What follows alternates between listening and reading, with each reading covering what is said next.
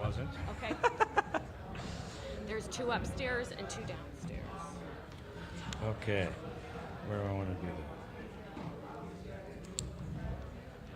And then the other thing is we're starting a newsletter. Is there any time that someone could say something about that? Non-binding business? Yeah. When does that end? At the end. Okay. Or do you want to do it? No. That's totally fine because it's So. I mean, that's my announcements, but it Yeah. would be at the very end. There's non-binding business. What? You want to make an announcement about what? Just we're starting a town newsletter. We were supposed to have a brochure, but it's not. No one sent it to me yet, so it's more just like saying we're going to start looking for that. And we're looking for people to advertise, and it's non-binding. Yep, it's a really quick one, and it's not a big deal. Yeah, but that should be non. If you're going to ask for it. It's not. It's just more of an announcement. Okay, so that's different. And if we can't do it, that's No, you fine can. too. Just right here, when I ask for any other non-binding business, Yep. look to Helen.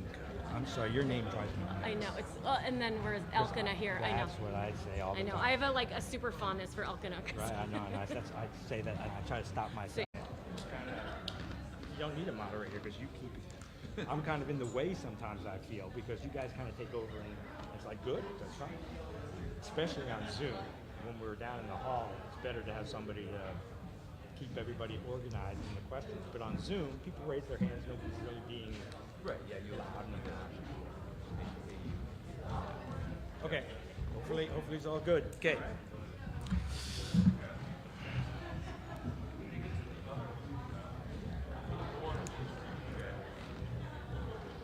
Anyway, Yes. we could drop the curtain on that window. Where'd he go? Yeah, somebody. Peter, maybe? Yeah, Peter would probably. I mean, I can do it.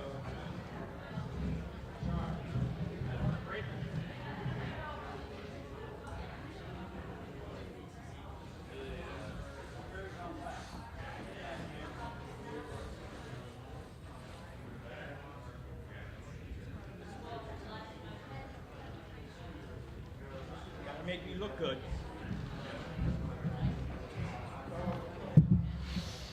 Okay, what am I doing? I know I had another question and now I can't think of it. Steve, how are you today, sir?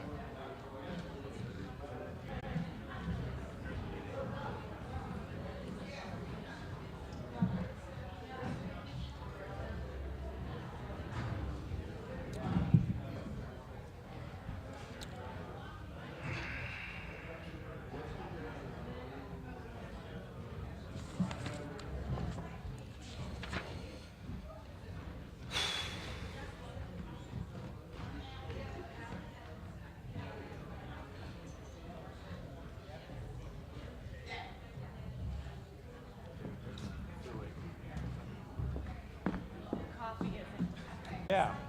You know Al right there?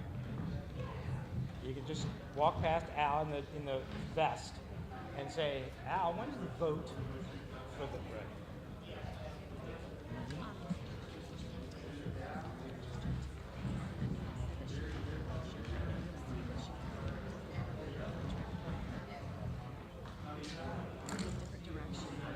Can you do that? I don't.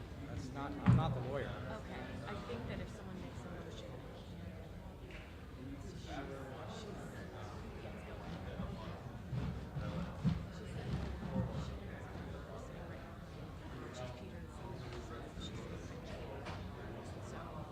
Oh, and Peter's not a resident? Okay. Are they registered now? What do we do? I think if they want to speak. Oh, yeah. If they speak, they can speak. If they can't vote. No, they right. definitely can't vote. But Right. it's more Yeah. that if they don't, it doesn't, I think it needs to make a nomination. Yeah. I know. If they want to speak. Right. But Yeah. I'm just giving it. Yes. Thank you, because I did not know that. And that's something, if it's someone. Yeah. No. It's all good. I understand. That's fine.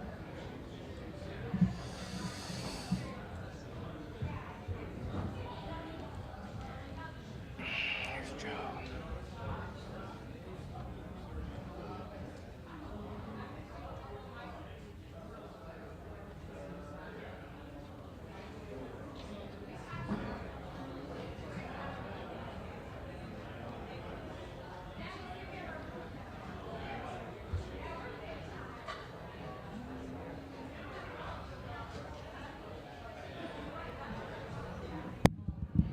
We're getting ready.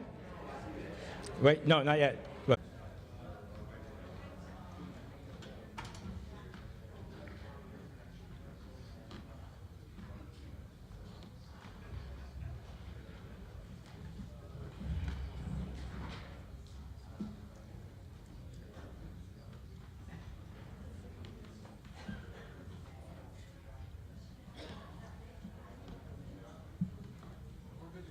Good to go? We good to go? Everybody good? Everybody good to go? I don't know what to do. That's a good start. Okay. We've already run into an issue. Normally, I would have you stand for the Pledge of Allegiance to start the meeting. However, as you look up, there's no flag. So we will not do that. But what I would like you to do is please stand for a moment to start the meeting. And actually, I'd like you to join me in a moment of silence, reflection, and remembrance to honor all those Townshend residents and other loved ones. This is a special gathering after an unfortunate hiatus, and I'm glad you can attend. I would like to extend a special welcome to those who are new to Townshend and have never attended a town meeting before. It has been a while since we've done this, so please bear with us as we shake off the rust. Let us review some of the information that is required for town meeting. My name is David Lebo, and I'm supposed to have this out, but it doesn't fit anymore. My name is David Lebo. It is my privilege to serve as your town moderator for the past year, and I will continue serving until a new moderator is chosen, maybe as soon as Article 1. Any procedural questions? Please ask any clarifying questions before we vote. You have the right to challenge any decision the moderator makes if you feel the ruling is improper. Voters should check in at the entrance to the gym and receive a ribbon. This must be worn when you vote to identify you as a registered voter. Please leave your ribbons when you leave the gym at the end of the meeting in order to save tax dollars. Non-residents are not allowed to vote. They are allowed to participate in discussion if the town allows with a 2/3 vote. When a motion is on the floor, I will try to call on hands as they're raised. When called upon, please stand and state your name before speaking. Please speak loud and clear. We have a microphone that will be passed around if you can't get to the microphone in the center. All motions and remarks should be addressed to the moderator. There should be no discussion between residents. Articles must be suspended with a 2/3 vote. There will be no personal attacks. You will be ruled out of order, and the constable can throw you out, and you can get a $200 fine. During elections, if there's no objection, I will allow only the person nominated to give a brief introduction and background. When voting by paper ballot, please come up through the center of the aisle and then exit the sides. And if you cannot get to the ballot box, please raise your hand and we'll bring the ballot box to you. Please turn off your cell phones and pagers. We will not be taking a break for lunch this year. There's grab-and-go snacks in the back provided by Jen Hoyt, Katie Moreau, Bread from the Earth, and the ladies from Town Hall. This meeting is being recorded by Brattleboro Community Television. You can watch it on channel 1079 or online at the BCTV YouTube channel worldwide. When speaking, please stand up, state your name, speak directly into the microphone that viewers in the room can hear you. Thank you. And I apologize if I have a Cindy Brady moment. Please try to snap me out of it. It's been a long time since I've done this. Introduction of the select board up front. We have Sherwood Lake, Steve Frisk, Rob Wright, Catherine Morrow, and Robert Swiger. And Connie in the back, running the show. Okay, papers. In the back, all I saw was the 2023 Education District Annual Report, if you wanted to pick that up. Other announcements, bathrooms, since we've never done this before, the bathrooms are through that door. There's 2 upstairs and there's 2 down the stairs.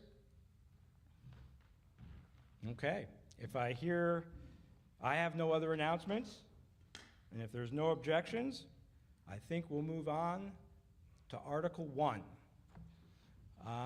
We will be having, wait, hang on. We will be having guests come. Supposedly, State Representative Emily Long and State Treasurer Mike Pichek will be stopping by to say a few words. Senator Nader Hashim was supposed to stop by, but he came down with COVID, and so he apologized, and he will not be coming today. Okay. Article 1.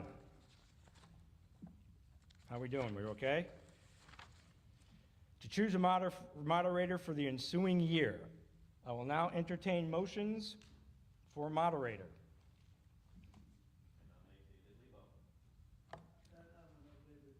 I got 2 nominations.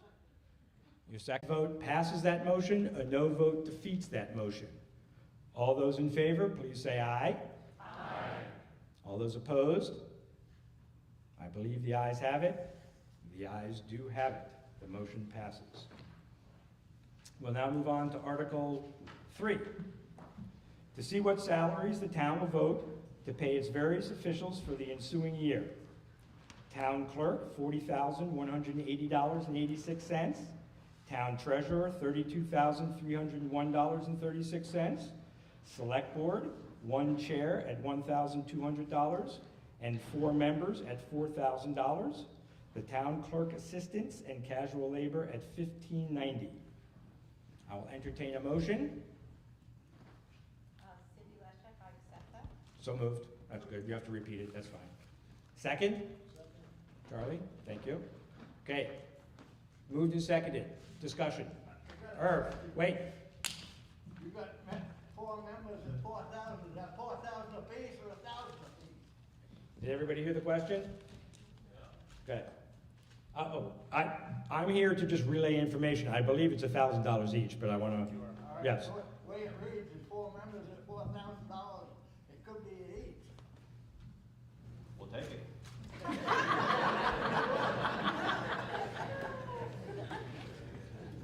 Understood that it could be confusing, but that's not. It's $1,000 for the 4 members. $1,000 each for the 4 members. Yes, sir. People understand that. Andy Snelling. Given that, we're looking, we've seen a lot of things, I wanted to bring out and emphasize how important the town treasurer is to maintaining and keeping the town records in order. I don't know whether everyone has been following it, but town of the Northwest, Norwich, has been having considerable problems. And it's not unusual in the state. I mean, not too many years ago, Putney had some serious problems because they had poor record keeping in the treasurer's office. We're very fortunate for this past year and several years prior to have had Elaine Hill serving in that capacity, and hopefully she will continue to to serve again coming forward. It's an important position, and I note here that the town clerk and the town treasurer, there's quite a discrepancy in salaries. And recognizing that in order that we can attract and maintain a competent and qualified person in that role, I would offer an amendment to the motion to increase the town treasurer's salary to be equivalent to the town clerk's salary. Thank you. Who was that? Bob. Okay. We now have an amendment on the floor. That's what we will discuss now. It's to increase the town treasurer's salary. Yes, the answer to that is 28 hours a week for both of them.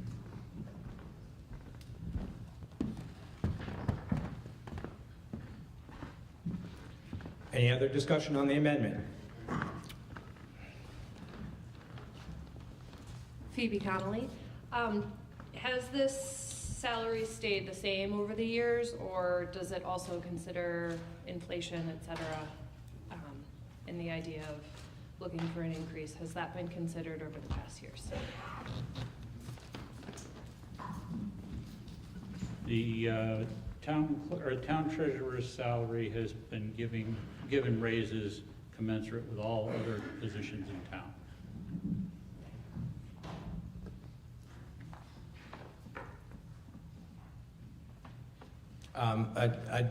Just looking at the past numbers, it did go up 2%. All the salaries, not the chair or the members, not the select board, but the clerk, treasurer, and casual labor went up about 2% from what we voted to last year.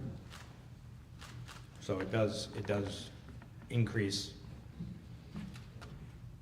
with the other salaries. Any other discussion on the amendment? Yes. Yep, good.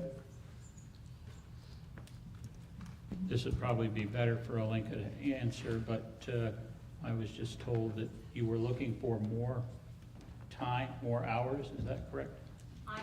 Yeah, No. you're not, okay. Don't talk. Oh, okay, all right. My mistake. The difference in working hours between the clerk and the treasurer. The clerk works more hours than the treasurer does.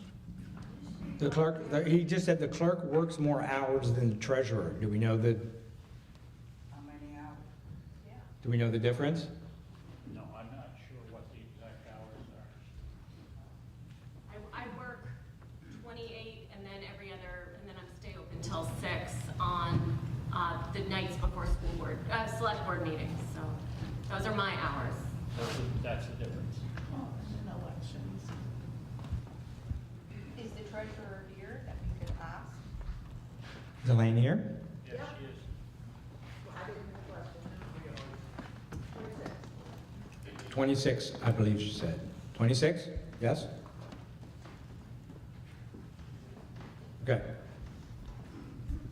I'm just here to moderate this meeting. You guys have to kind of work it out yourself here. I don't have all the information when you ask questions. That's not my job. So, yes, in the back. You gotta stand up, state your name, come to the microphone. You want a microphone. It's okay. Sorry. We want to hear you.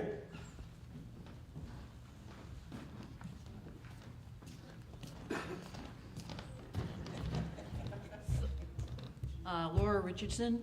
I just want to say that I think Anita Hill is doing a hell of a job, and I really appreciate the fact that she's doing it. And perhaps she is entitled to more money. I'm not sure about that, just because I don't have all of the facts and figures in my head. But I do know that the town clerk's office pays for itself, in a sense. This past year, the town clerk's office brought in over $40,000 in fees and things of that sort.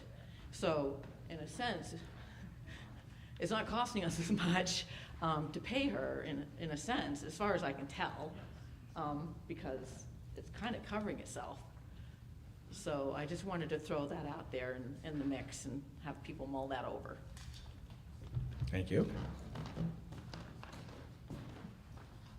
Any other discussion?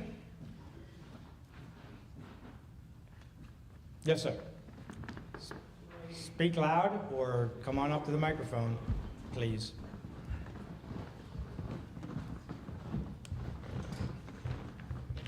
Hi, my name's Dale West.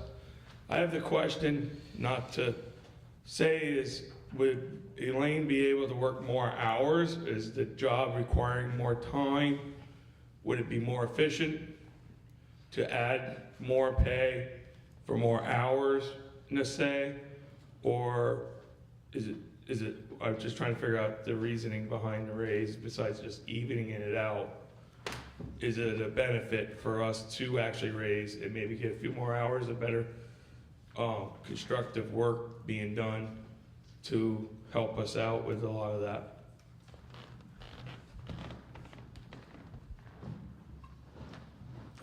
Elaine? Can, Honestly, I'm okay with the salary that the select board has determined that I should get, because, no. I don't talk loud enough. not like me. It's on, it should be on. Okay. Technically, I'm okay with the salary that the select board has decided I should get for my 26 hours a week, because I'm also the tax collector, of which there's a $5,000 in my budget to pay. So then if you add the 32 and the 5, that's 37. So it comes much closer to what the town clerk is making. And no, I'm not willing to come in more than the 26 hours a week that I'm currently working. Thank you very much.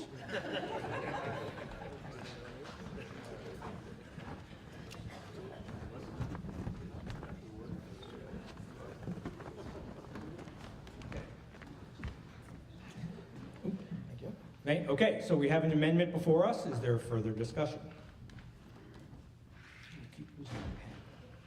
Okay, any other discussion? There it is.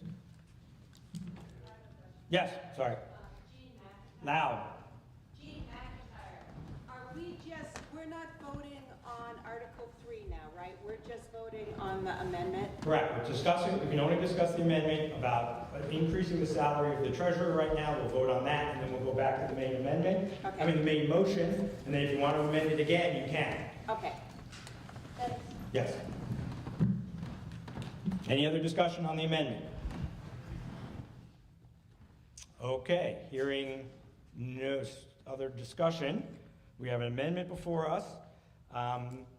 The amendment is to increase the treasurer's salary from $32,301.36 to $40,180.86. A yes vote will pass the motion and increase the salary. A no vote will defeat the amendment. Everybody got it? If not, we'll pass it around. You write two things on the piece of paper. Yes, which will pass the amendment and increase the salary. You write no, and that will defeat the amendment. Okay? Come up through the center, into the ballot box, and exit through the sides. If you need the ballot box brought to you, please let us know. The ballot box is now open. Justice of the PCs.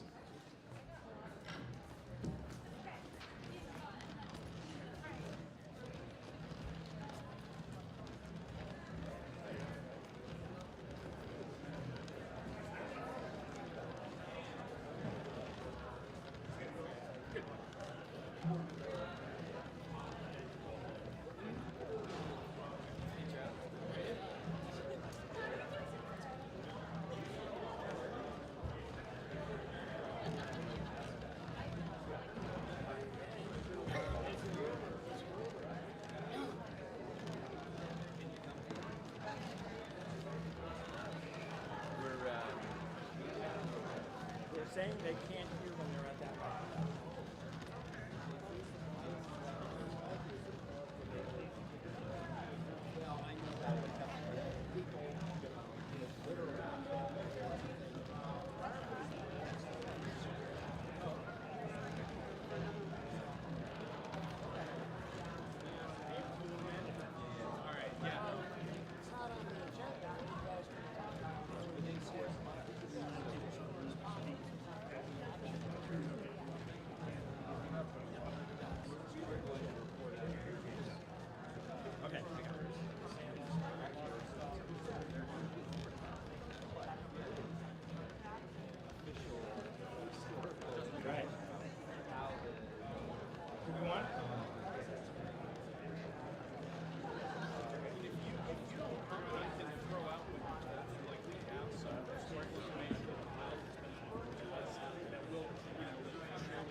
Yeah, thank you, sir. I appreciate that.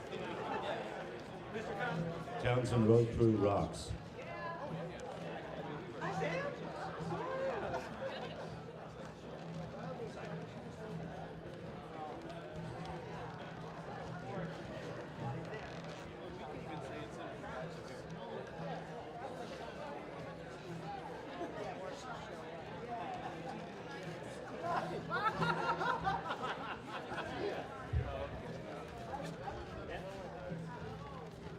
I think we know you, John.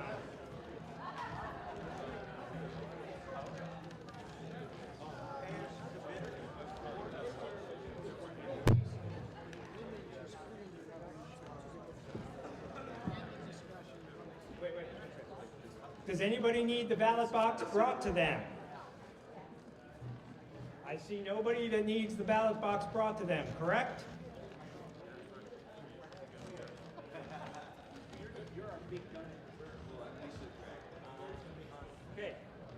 Okay, I'm going to close the ballot box. 3, 2, 1, I now declare the ballot box closed.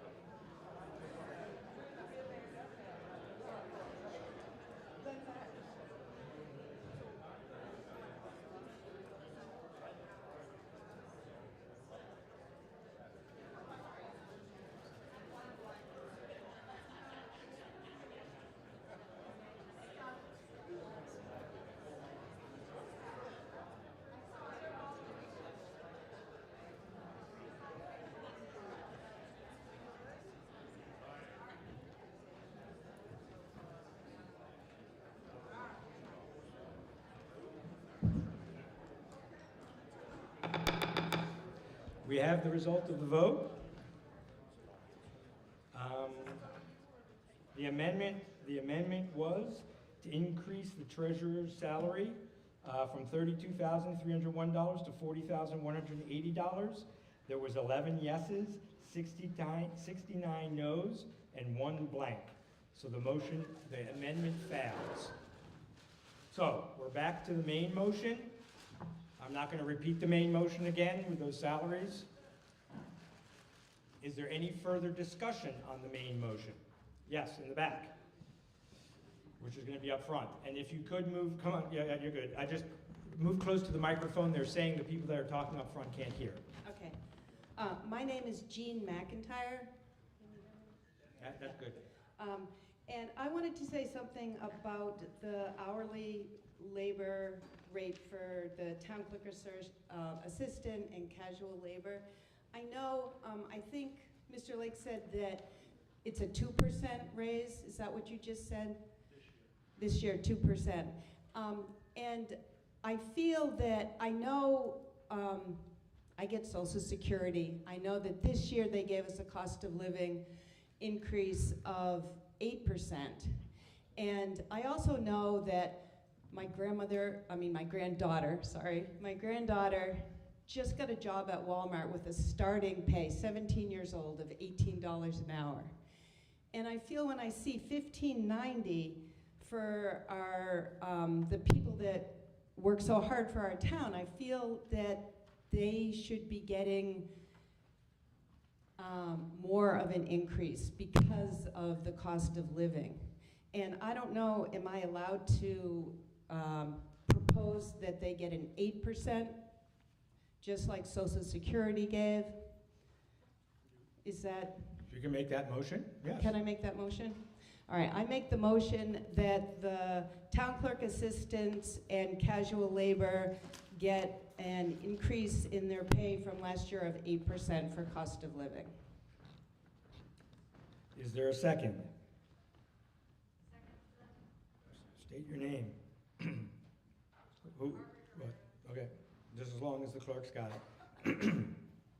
This is, I'm trying to figure this out, 15. So you want to increase 1590? No, it'd be 1559, which was last year's, by 8%,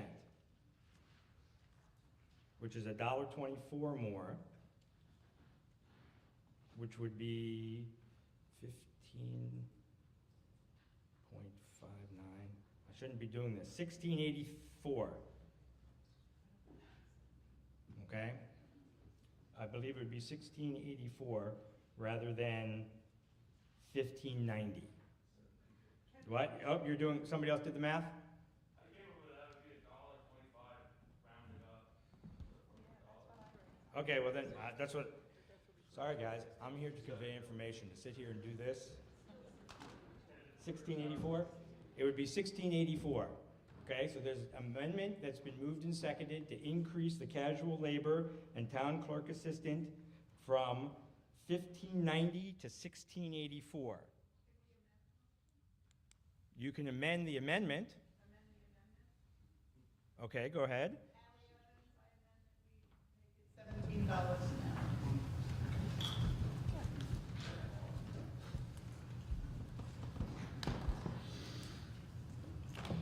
If there's no objection, would you like to make that the main amendment? I second it. Okay, there's a second, but would you, is everybody okay with that if there's no objection? Instead of doing this amendment to the amendment in multiple votes? I'm just making sure. I'm cheating. Okay, so we have amendment on the floor to make this $17 an hour for casual labor and town clerk assistant. Discussion on that, please. Yes, sir. When you talk about moving this fee up to $17 an hour, or whatever that percentage might be, 8%, 9%, you're also talking about moving up every employee in town by the same rate, okay?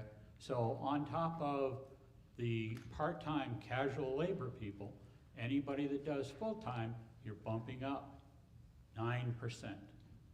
Now, that's going to be quite a bill at the end of the year. You can't do one without doing for everybody. That is the one thing that has been clear for at least the last 3 years that I've been doing this, is it's to be even across the board. So it's either everybody gets the same or everybody gets nothing. Now, adding to that, when you talk about our insurances going up, all the expenses that revolve around an employee, you're talking about a good percentage of money that you're going to add to the tax base from just 8% or 9%.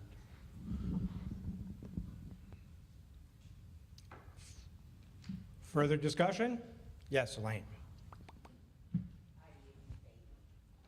Please, sorry. I'm Eileen Fahey. I want to know why every employee has to have an 8% across.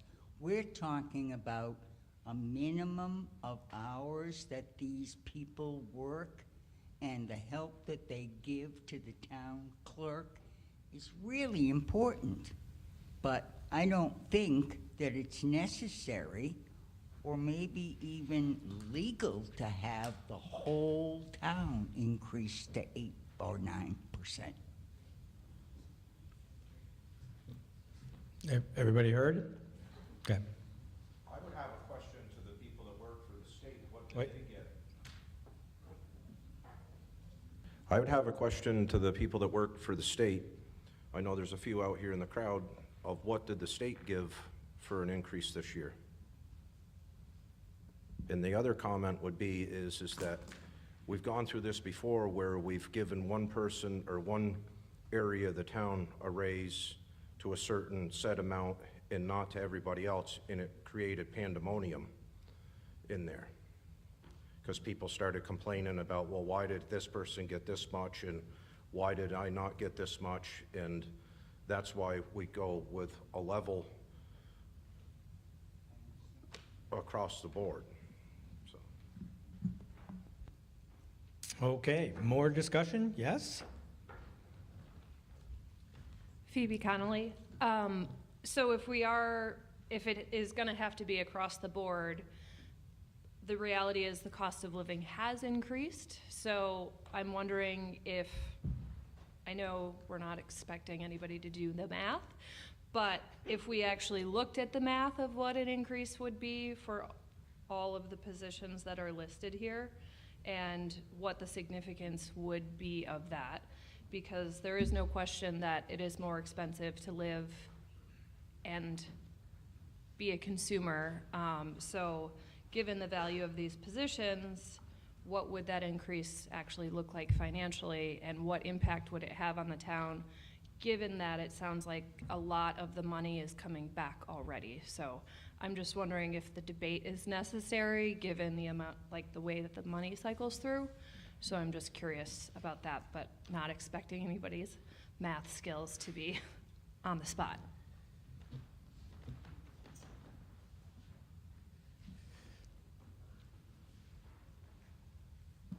I guess, Phoebe, the question I would have is, when you say comes back, Clerk office from the work that these individuals are doing, or whatever it might be. I don't know the ins and outs, but it sounds like there was some discussion that the amount of money coming in through whatever modality is covering quite a bit of their positions. no, that's not the case. Okay. What wasn't taken into account by that previous statement was that a lot of what the clerk's position does is they take in hunting licenses, they take in hunting licenses, they take in registrations, they take in property searches. Those property searches are like $4, something along that line. So you're not even close to covering the salary based on the income that comes into the town clerk's office.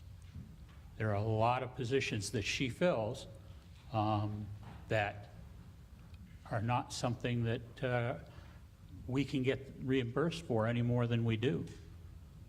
So, just 1 minute, Eileen. Let me address the last question. Fairness amongst the employees. I think Rob said it right, exactly right, is once you start giving everybody their own subscription program, then you've got to make sure that you crack it. That takes the treasurer, extra time for the treasurer. It takes extra calculations for their retirement system, which also causes more funds to be expended, and their insurance. It's not just raising it up. And there's nothing illegal about how we decide to delegate our funds. This body is given the information, and if you decide that you want to go 8, 9, 10, 12%, you certainly can vote that in. But remember this, when you do that, it comes off the other end and how much your taxes are going to go up. Okay? Elaine, first. I just wanted to, I might guess her casual laborers probably doesn't come to 46,000, but I just wanted to clarify the fact that the man that came and said that the town clerk's office pays for itself, it actually does. Because I'm sure those fees are listed as revenue, so they don't leave the town. Thank you. Charlie, loud. You don't have a microphone.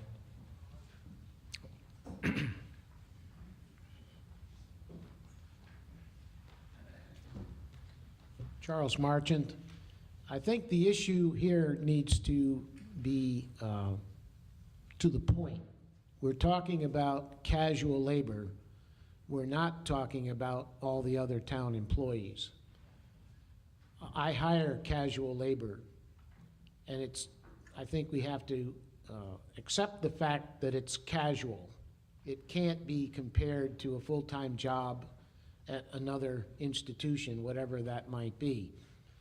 Wages are competitive, but these are casual jobs that where I may hire someone to only work 10 hours in the entire summer. It can't be compared to a full-time job with any kind of benefits or any of that sort of thing. It's just to pay people to do small jobs that we have, and not that some of the town clerk positions aren't small jobs, but it covers a lot of positions in town that are always called casual.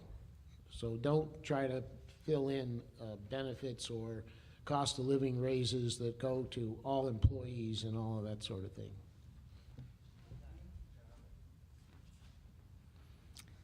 Any further discussion on the amendment? Yes?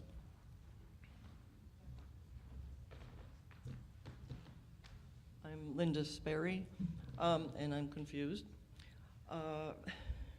So, following up with what Charlie said, what is the amendment? What are we dealing with here? I thought we were dealing with just the town clerk assistants and the casual labor, not anybody else. So I don't really understand why we're discussing the town clerk salary.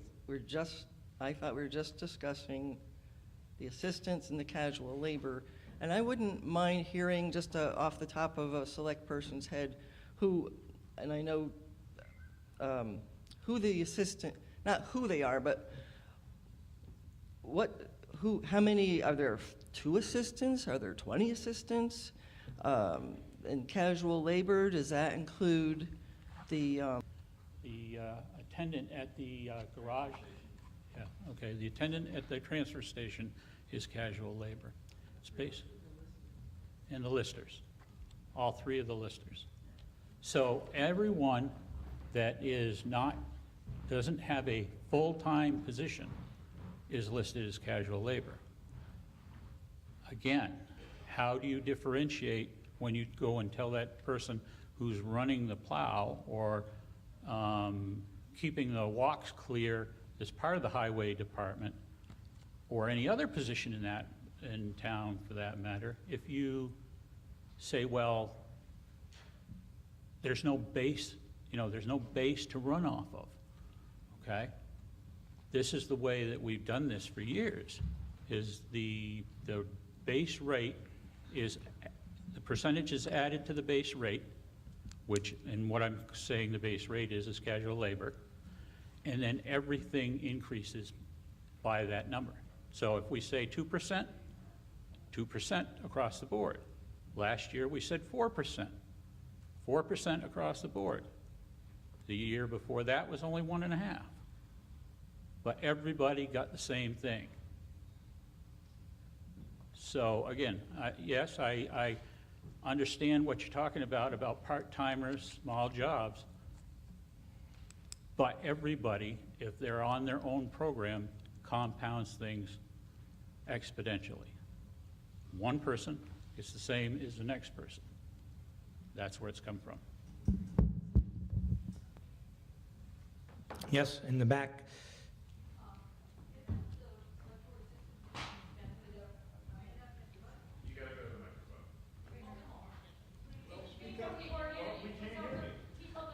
People that are watching or to watch recordings later, if you speak that way, we can understand what everyone's saying. I was just wondering, I mean, isn't the select board assistant considered like a full-time job and with benefits? So those benefits, in a sense, outweigh or add to the actual value of the wage that the person's getting. I'd love to see just you get a raise, but I understand the concept of across the board it's going to be pretty pricey. And if all the other employees are part-time, they're only costing us that wage and that's it. whereas the select board assistant is getting, I'm assuming, insurance, retirement, whatever, which is worth a lot.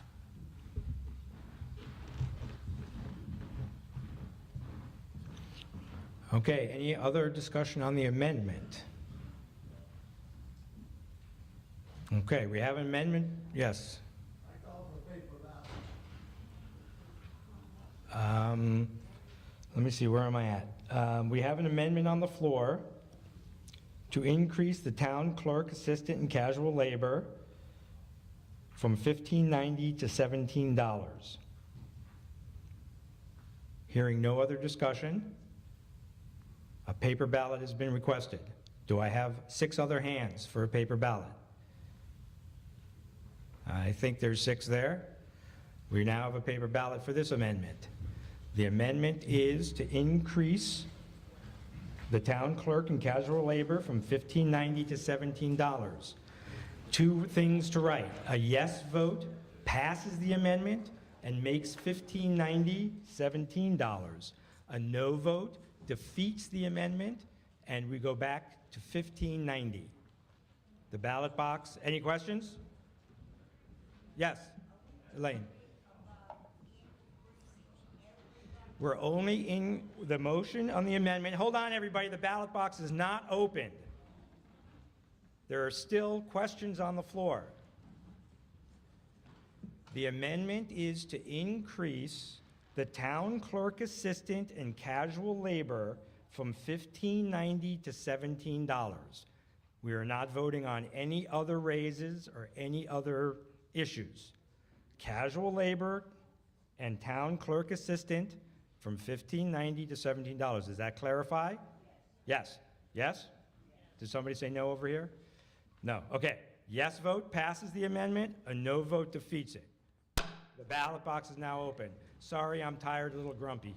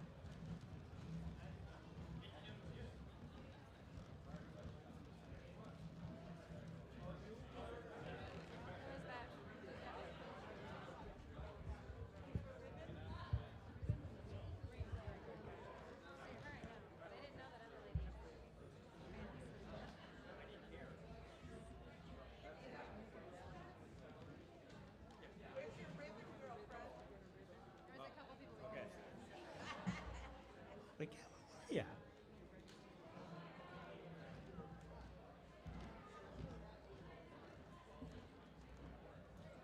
Please, if you're a Townshend resident, you need a ribbon. You must have your ribbon on if you want to vote. We will send you away if you do not have a ribbon.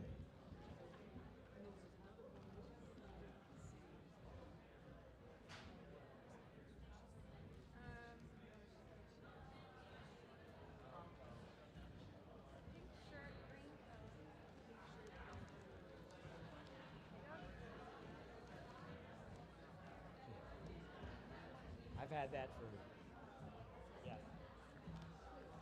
She wants name plaque. Did you know who did that? No, who did this? No, who made my placard? You did. No. Did that years ago. And so I've always kept it, but he made one for everybody. That was what, 10, 15 years ago that he was involved in the select board? Okay. Anybody need the ballot box brought to them? Anybody need the ballot box? Going once, going twice. The ballot box is now closed. Thank you, pieces. This is the pieces. Oh well. Yes. If you can remember, just if someone, you're doing great. If someone in the back yells something really quickly, if you could repeat what they say, And if you need me to, try to get my attention.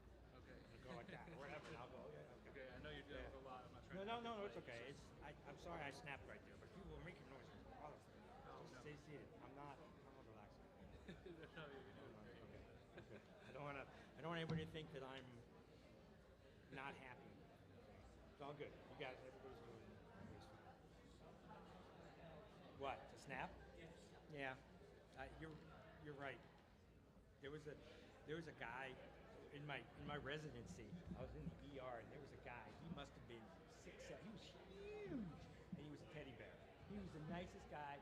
He had a very soft spoken. He was an ER doctor, whatever. And somebody came in, and they were spitting and kicking and doing or whatever. And I've never seen a switch flip. And this huge guy just came down with his elbow right on the guy's sternum. I've never seen anybody flip a switch like that before. Holy cow. So yeah, sometimes it's needed because the guy he was in shock too. Just, okay, stick me with whatever you want. Poke any hole, do whatever you want.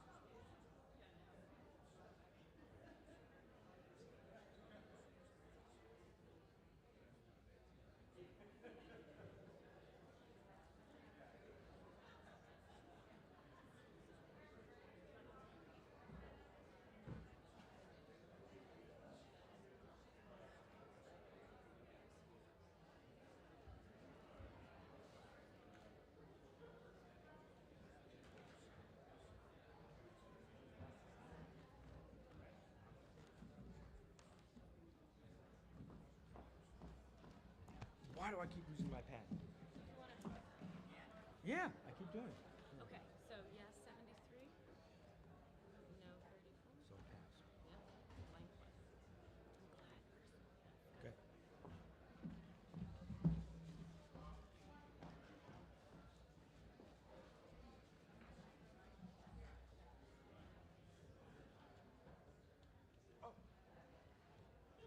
Okay. Okay. We have the results of the vote on the amendment. The amendment was to increase the town clerk assistant and casual labor from $15.90 to $17. Yes votes were 73, no votes were 34, blank was 1. The amendment passes. We now have a main motion on the floor that states to see what the salaries the town will vote to pay its various officials for the ensuing year. Town clerk, $40,186,180.86. Town treasurer, $32,301.36. Select board, one chair, $1,200. 4 members, $1,000 each, for a total of $4,000. And town clerk assistant and casual labor, $17. The motion is open for discussion. Is there any other discussion? Yes, ma'am.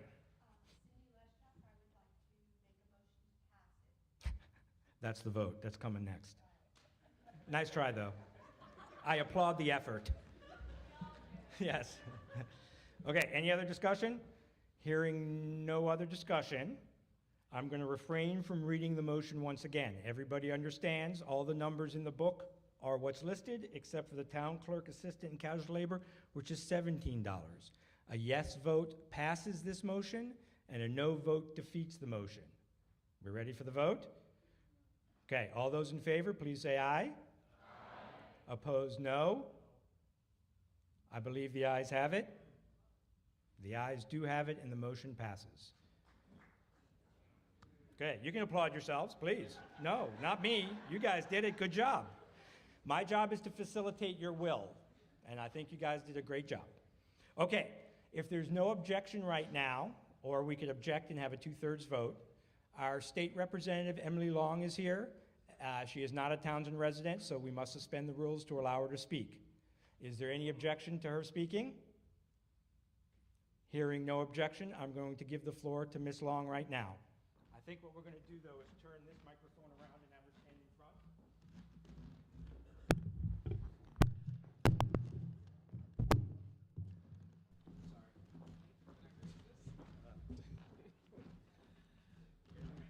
I am not short.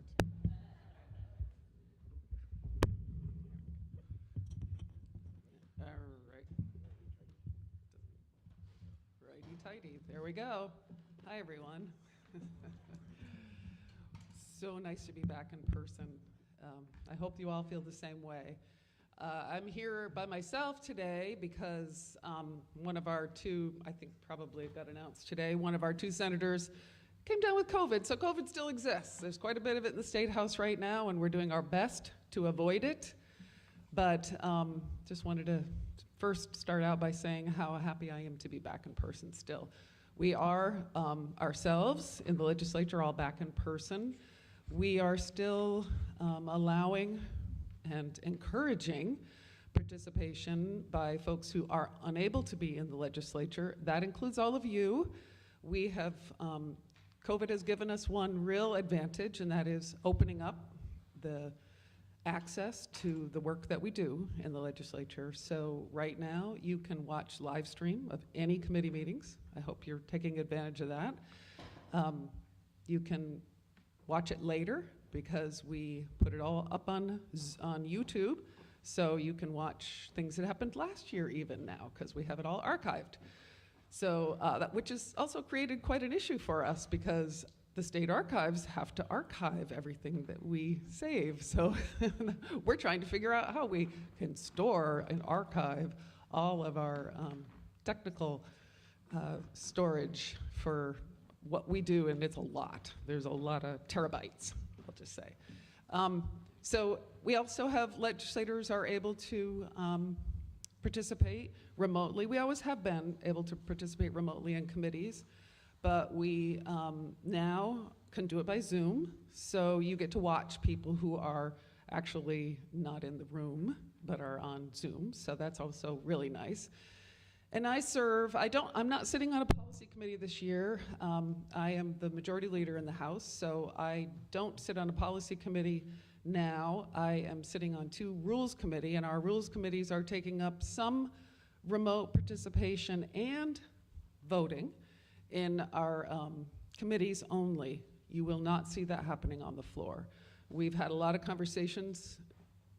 There's so much has changed with COVID, and the access that people have has become very important, and it's also allowed members to participate when their children are sick or their car broke down or things like that. So we are now starting, and we felt that it is okay to include remote voting.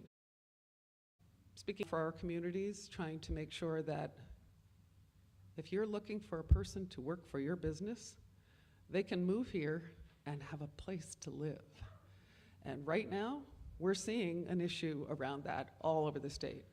And so this is a critical issue. They're all linked, these topics. The childcare, our goal is to make sure that no family is paying more than 10% of their household income on childcare. That's a big goal, and it's going to be a big expense. And so what we can do to mitigate that expense, it's uncertain yet. The Senate's still working on, they started the child care bill. They're still working on that. But we'll have a shot at it in the House when it comes over, and we'll see what we can do, how much we can afford to pass this year. We also have passed, or will be passing out of Ways and Means, a paid family and medical leave insurance program. We have done this in the past. I stood up in front of you and talked about this legislation in the past. It is similar legislation to what we had. We passed it both in the House and the Senate and had a veto by the governor, which missed an override by 1 vote. We hear more and more all the time, not just from families, but also from businesses, wanting us to offer this as a statewide program, because businesses are doing it on their own a lot and a lot more, and that's how they can help attract and retain employees. And so they could really use the help. So a larger pool reduces the cost for businesses as well. So we're working on that, and we'll see where we come. That Bills and Ways and Means is coming. That is one that started in the House. Climate mitigation, you've all heard, I am certain, of S5, which is a bill that has just got voted on in the Senate, and we have not yet seen it in the House, but we're hearing about it in the House, as you can imagine. And when we go back, we'll be starting to take up that next week. So that's just some of the highlights. I don't know if anybody has any questions, or if questions are even allowed, but Yes, questions are allowed. Happy to have questions. Are you Townshend resident? Okay. They're not on the voter checklist. So right. I know, but to speak, I don't know how that works. If they're not on the voter checklist, does anybody have any objection? No? Okay. As long as there's 2/3, we can let her speak. Good. I represent You're you up. still, if you're a resident. Yes. Wait. For the annual meeting.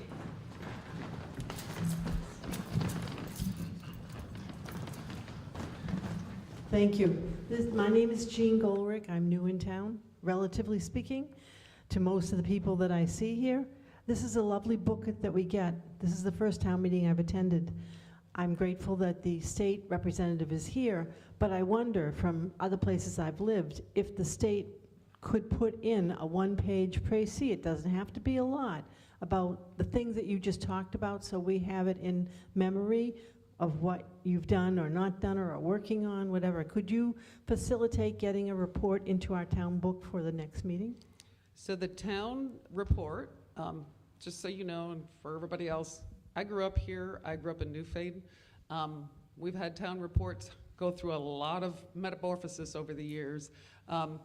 They cost a lot to produce, and so each town makes a decision on their own about what they want to include in there.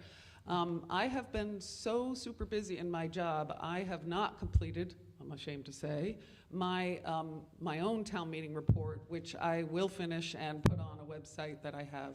So it is available. I typically bring a handful of reports printed out. I just haven't had time to get to it this year. But I'll do a mid-session report is what I'll do instead of a town meeting report. And we have a very extensive website. You can go in and see pretty much anything you want to see. And we are also, as legislators, very accessible. So write to us, call us, stop us. Should have done that myself. I do offer hours, but Marlboro, Newfane, and Townshend are the 3 towns that I represent. I am once a month in Marlboro. In the wintertime, Marlboro turns that over to Zoom because they don't want to have to travel to their community center, which is where it is held. So anybody can join that one, I believe.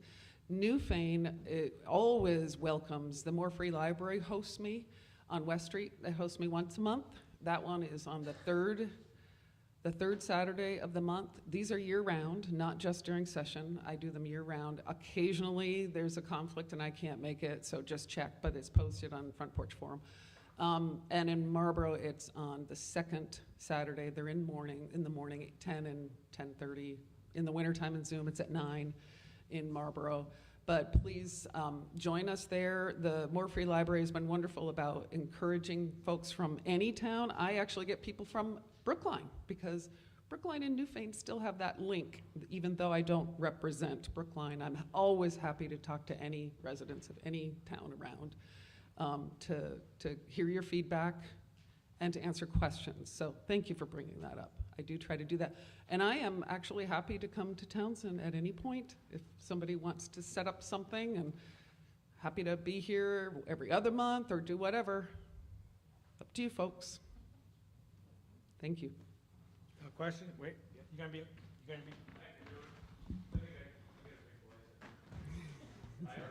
No, yeah, yell. I know things are extremely busy up there, Emily, but I wonder if you were aware that there's a bill in front of the Government and Military Affairs Committee to see if Vermont will join the Convention of States. And if you're aware of it, what are your reaction to it at all? Yeah, I don't, there is always a bill, and I think every year in whatever committee it goes to, and that one is exactly where it went this year, I think. There is interest. Convention of States comes with a lot of challenge and burden as well. Things can be, if you did join, and we did hold a Convention of States, there's no way to limit what is discussed. And in Vermont, I hear very little feedback from my constituents about wanting to be one of the states that join it. I know there's a lot who have. I don't know whether, I can check and see whether the committee is going to take it up. I haven't heard. So. I think it makes a lot of sense. It's kind of based on the idea that there's a lot of things broken in Washington, D.C., and how do you address them? Term limits and a balanced budget would go a long way, in most people's opinion, to getting things more under control. So, yeah, you never know where these things would take you, but democracy has worked pretty well, and you open the floor up, we've come out with good things in the past. So I don't know. I hope you'd be paying close attention to it, and appreciate it. I brought some propaganda about it, and I'll leave it on the lunch table there, just for anybody who wants to see more about it. Is that a constitutional convention you're talking about? Yes, that's what that is. Oh, yeah, okay. You're back, right? Paul Patus.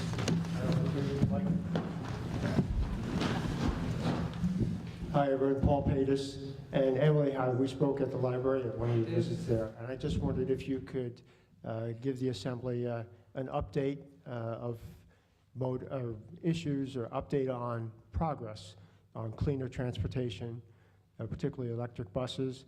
We know the state is challenged in some ways because there are rural communities and there are urban communities, but there's a lot of money available from the federal government. What's coming down the road, so to speak? Yeah, thank you, Paul. We do talk about this pretty regularly, and I would love to see us be able to increase the number of, especially buses and larger vehicles, get them to electric vehicles. We haven't been able to secure that. That's a federal program. They're pretty expensive to switch them over. As far as what we're doing here in Vermont, the T-bill has not come out yet. That's the transportation bill. We call it the T-bill. But there is quite a bit of federal money continuing to flow into Vermont from the Affordable Care Act and all the other bills that came since then. The Infrastructure Act has allowed us to expand some of the incentives to be able to purchase electric vehicles, e-bikes.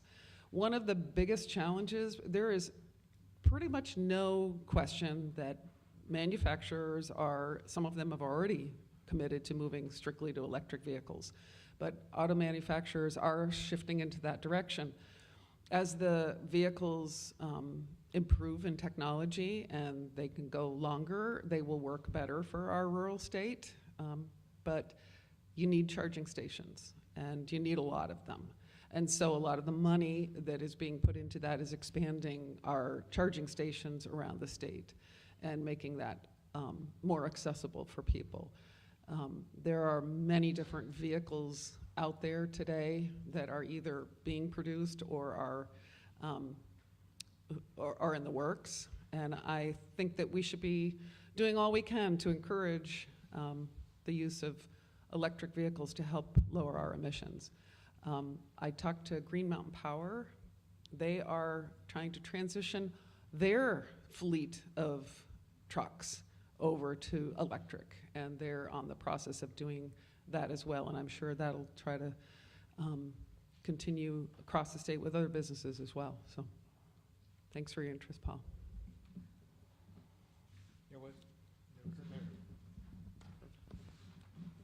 Hi, Irv. For about 8 or 10 years now, the highway budget and stuff, the town doesn't get any more money than they did 10 years ago. And they ever going to increase that because the price of materials and maintenance of bridges and everything has gone up? Yeah, I can't speak to your town not getting more money, because I don't know the actual dollars. I looked to the select board for what over the historical amount is, but we do work off of the governor's budget, and we have been putting, with this Infrastructure Act, more money into our roads statewide. And I don't know how it's playing out here in the town of Townshend, but bridges and roads are on a schedule all the time for improvement, and we need to be supporting our local communities. So feel free to give me feedback on what is a deficit here. Well, prior to the money from the agency of transportation comes down, it runs between 110 and 113,000. It hasn't changed in 8, 10 years. We would like, and when a bridge starts to get worked on, it always takes longer than we expected and anticipated that it would take to get it repaired. The concrete bridge in Williamsville was a great example of that, how long it took.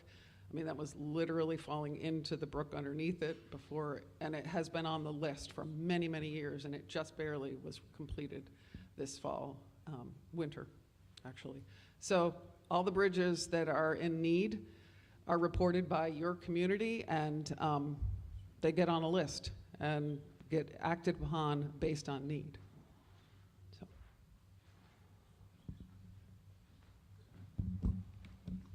Any other questions?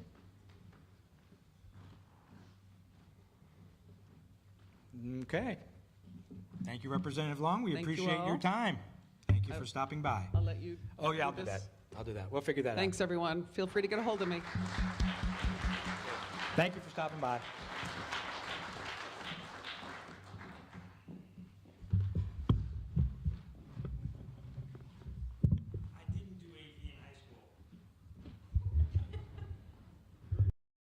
All other elections may be handled from the floor. A voter may ask for a division of the House on the paper ballot. Need 6 other voters. Seconding a nomination is acceptable but not necessary. It's nice to have the endorsement, but we do not need a second for a nomination. And you can nominate yourself if you choose to. Again, there'll be no personal attacks, and if there's no objection and you want to hear about somebody, we'll let them give a brief background and some information. No other questions or speaking to the nominees is allowed. A voter may move to close the nominations, but generally I let all the nominations come in before we close the nominations. And then if there are 3 or more candidates, after 3 votes, we knock one out. We'll talk about that. Okay, so I'm going to read them all. Article 4, to elect all town officials for the ensuing year. Town clerk, 1 one-year term. Town treasurer, 1 one-year term. Select board, 1 3-year term. Another select board, there's 2 one-year terms. Listers gets 1 3-year term. Delinquent tax collector, 1 one-year term. First constable, 1 one-year term. Second constable, 1 one-year term. West River Modified Union Educational District, 1 3-year term. Cemetery commissioner, 1 5-year term. And library trustee, 1 5-year term. So let's start with the town clerk.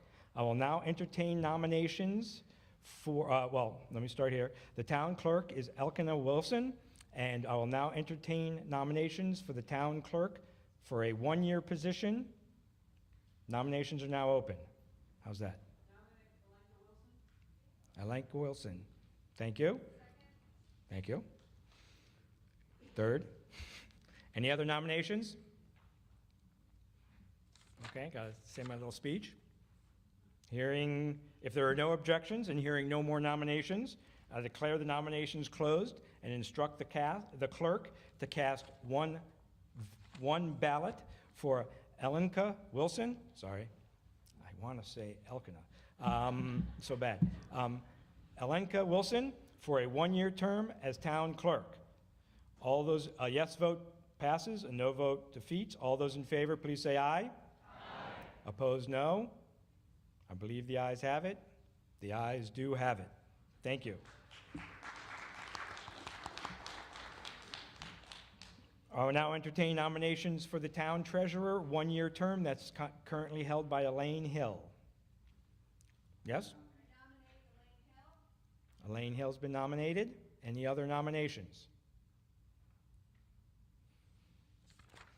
If there are no objections and hearing no more nominations, I declare the nominations closed and instruct the clerk to cast 1 ballot for Elaine Hill for town treasurer for 1 year. All those in favor, please say aye. Aye. Opposed, no. Believe the ayes have it. The ayes do have it. Moving on to select board. There's 3 positions on the select board, 1 3-year term and 2 1-year terms. We'll start by, I'll accept nominations for the 3-year term.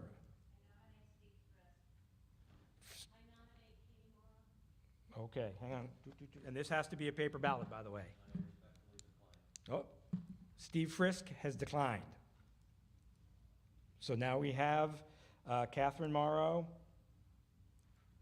for the 3-year term. Any other nominations for the 3-year term? Seeing no other nominations, we can handle this from the floor. Okay. If there's no objections and hearing no more nominations, I declare the nominations closed and instruct the clerk to cast 1 ballot for Catherine Moreau for the 3-year select board term. All those in favor, please say aye. Aye. Opposed, no. The ayes have it. I guess I should have asked you if you wanted. But I didn't. Okay. Now we'll move on to one of the 1-year select board terms.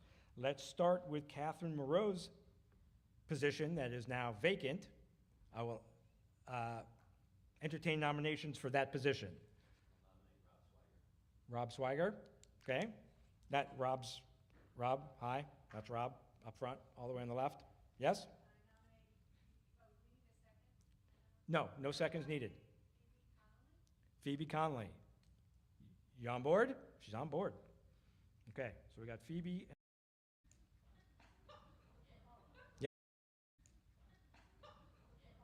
Yes.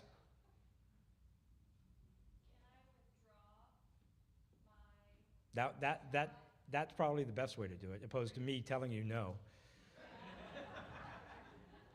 Okay, with the understanding, okay, so what's happening is, would there be any other nominations for select board?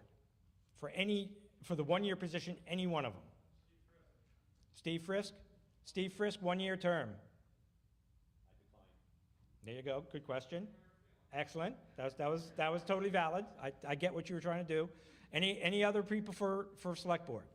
Okay, so what's gonna happen is Phoebe's gonna withdraw from this one, then we'll have 1 person for the 1 year there, then Phoebe will be nominated for the other one, and I just broke election law big time, but that's okay.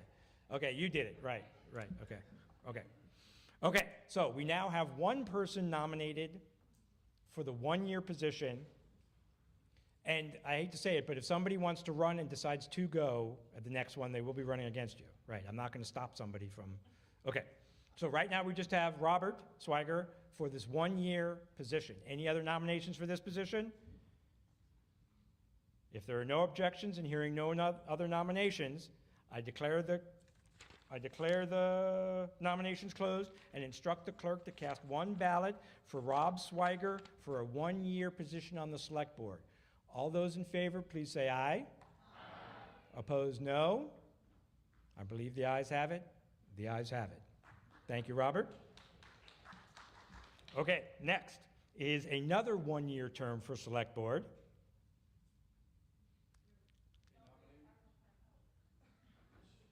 You can nominate yourself. Catherine, this is thankless job, for sure. That's why I do this and not that. Okay, so there's the select board. Let's move on to Lister. Lister's Eugene Cook holds the position right now. It's a 3-year term for Lister. I will now entertain nominations. Eugene Henry, I didn't know that. Eugene Henry Cook has been nominated for the Lister position. Are there any other nominations for the 3-year Lister position? Hearing no other nominations, and if there are no objections, I will instruct the clerk. I declare the nominations closed and will instruct the clerk to cast 1 ballot for Eugene Henry Cook for a 3-year term as Lister. All those in favor, please say aye. And those opposed? I believe the ayes have it. The ayes do have it. Congratulations. Delinquent tax collector. It is a 1-year term, and Becky Riley currently holds that position. I will now entertain nominations. Becky Riley has been nominated. Becky, I saw you back. There you are. You good? Okay, any other nominations?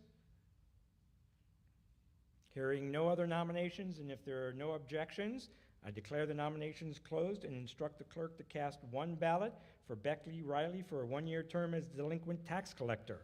All those in favor, please say aye. Aye. Opposed, no. The ayes, I believe the ayes have it. The ayes do have it.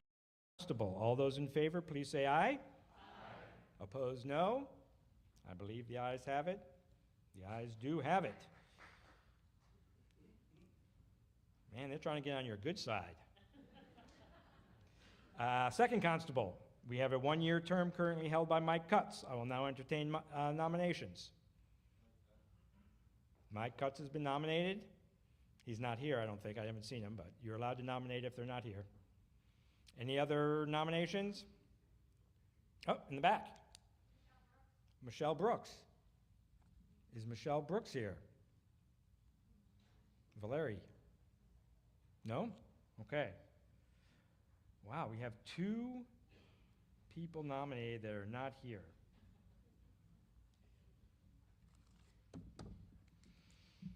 Okay. Any other nominations? Hearing no nominations. Okay, since this is not one of the required ballots, we can just do it by hands, unless somebody wants a paper ballot. So, first I'll ask by hands for Mike Cutts. Okay, thank you. I'm not going to count. I think I see the result. All those in favor, hands for Michelle Brooks. There you go. Okay, I believe the first constable position is now held by Mike Cutts. Second, sorry, thank you for correcting me. Yes, second constable position was won by Mike Cutts. Thank you. On to the West River Modified Union Educational Director. We have 1 3-year term currently held by Al Clausen. I will now entertain nominations. Al Clausen has been nominated. Any other nominations?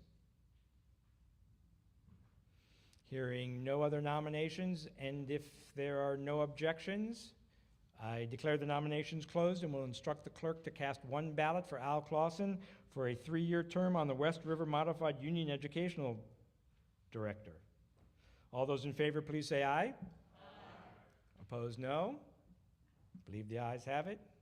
The ayes do have it. Okay. Cemetery Commissioner. We have one 5-year term currently held by Carly Sanderson. I will now entertain nominations. Carly Sanderson has been nominated again. I don't believe she's here. I didn't see her. But that's okay. Any other nominations? Hearing no other nominations, and if there's no objections, I will instruct the clerk. I declare the nominations closed and instruct the clerk to cast one ballot for Carly Sanderson for a 5-year term on the Cemetery Commission. All those in favor, please say aye. Aye. Opposed, no. Believe the ayes have it. The ayes do have it. And Library Trustee, one 5-year term, currently held by Patricia Lassoff. I'll now entertain nominations. Elizabeth Brown. Any other nominations for Library Trustee? Hearing no other nominations, and if there are no objections, I declare the nominations closed and will instruct the clerk to cast one ballot for Elizabeth Brown for a 5-year term as a Library Trustee. All those in favor, please say aye. Aye. Opposed, no. I believe the ayes have it. The ayes do have it. Congratulations. Thank you for your service to everybody. Okay. Okay, moving on. Article 5, to see if the town will authorize the select board to set a tax rate sufficient to cover all monies raised for municipal entities for the period of July 1st, 2023 through June 30th, 2024, and to borrow money in anticipation of taxes. There you go, thank you. Okay. Got that? Good? Okay. It's moved and seconded. Is there any discussion on said motion? Pretty boilerplate? Okay, hearing no discussion, there's a motion before you to see if the town will authorize the select board to set tax rates sufficient to cover all monies raised for municipal entities for the period of July 1st, 2023 through June 30th, 2024, and to borrow money in anticipation of taxes. A yes vote passes the motion, a no vote defeats the motion. All those in favor, please say aye. Aye. Opposed, no. Believe the ayes have it. The ayes do have it. Okay. Article 6. To see if the town will authorize its property tax collector to receive its real property taxes quarterly, August 25th, 2023, November 22nd, 2023, February 23rd, 2024, and May 24th, 2024. Monthly interest can be charged at a rate of 0.5% or fraction thereof. Interest of 1% or fraction thereof, plus penalties, will commence on May 30th, 2023. Thank you. Who's that? Eugene? Who's that? Oh, Will. Will in the back. Sorry. Second. Did I do something wrong? Should it say 2024? At the end. At the end? Yeah. Yes, it should. Somebody should make an amendment for that. Make an amendment to change it to May 30th, 2024. Okay. Okay. Now we have to vote on that first, but thank you for catching that. Okay, so the amendment on the floor to fix this. All those in favor, please say aye. Aye. Opposed, no. I should have asked for discussion, but I don't think there would have been any discussion. Okay, so now there's a motion before you that has that 4 at the end. Thank you for correcting that. Any other discussion? Hearing no discussion, I would read it to you again, but if there's no objection, I'll refrain. It's exactly what it says, but the last letter number being a 4 instead of a 3. All those in favor, please say aye. Aye. Opposed, no. I believe the ayes have it. The ayes do have it. Thank you. Okay. Article 7. To see if the town will vote to appropriate $581,199 to pay for the running expenses and liabilities of the town, of which $392,482 to be raised in taxes. This is on pages 9 through 13 in your report, just in case you wanted to know. I will now entertain a motion. Hang on. Yes, Lane. So moved? Okay, second? Second. Okay. Discussion. Do you want to do something? No. No, okay. We got the calculations. Okay. Okay, yes, sir. Do we need to amend this because of We the were change in casual labor? We were talking about this earlier. Go ahead. What did I do with the thing? Sorry. we have to do the calculations and see how they fit. So in all likelihood, what will happen, there'll be a cut to cover the change in the casual labor.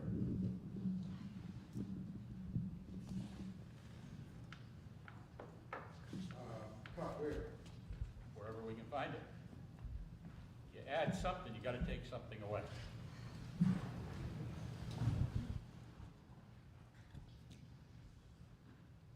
Any other discussion? What? Wait. What? Yeah. I didn't see the hand. Right here. Oh, Irv, I'm sorry. Right. Yeah, give me that. Yeah, I want to know if the select board, what the status is on the compactor. Status on the compactor.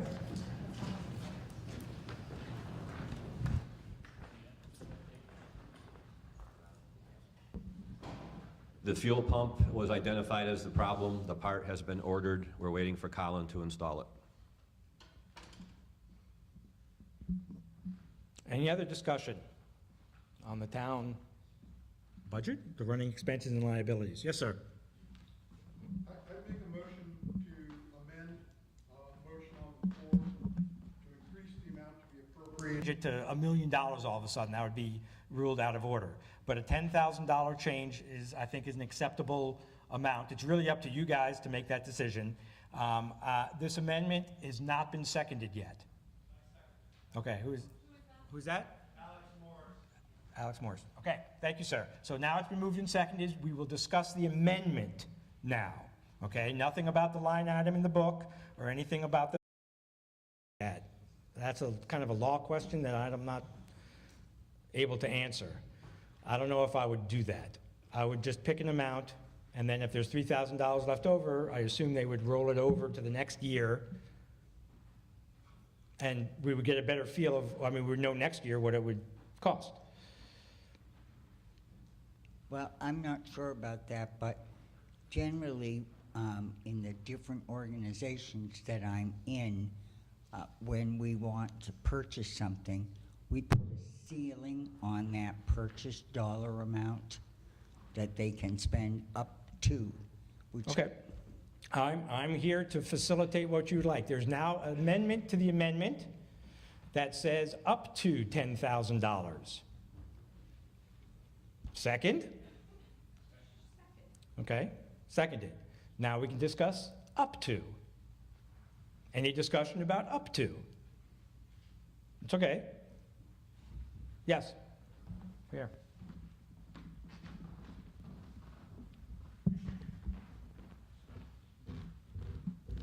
Chris Groats Cook, and I've had my share of fun with the budget. And it moves from 1 minute to the next. And we just, in Article 3, we changed the whole thing. I think that the people who worked on this budget very hard, did a good job, know how to do it, but you can't possibly do the calculations sitting here with the rest of us talking. I would ask you folks, which would make it easier for you to give you a number and say, just do it and put the next in 2025, 26, something like that?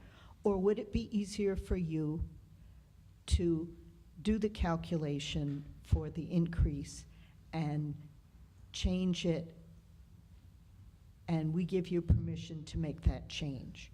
Which would make the most sense to you?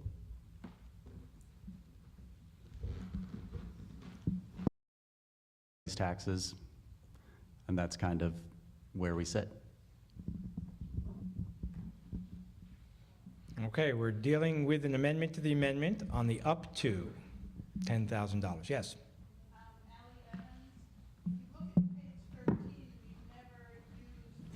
Full amount. If you look at page 13, we've never used the full amount, is what you said. So there'd be $10,000 in So there would be $10,000 in there anyway.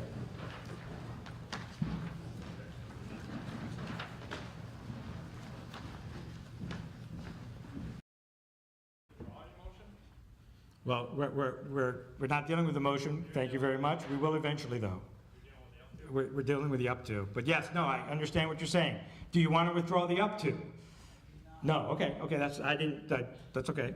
Okay, so is there any other discussion about the wording up to $10,000? Any other discussion?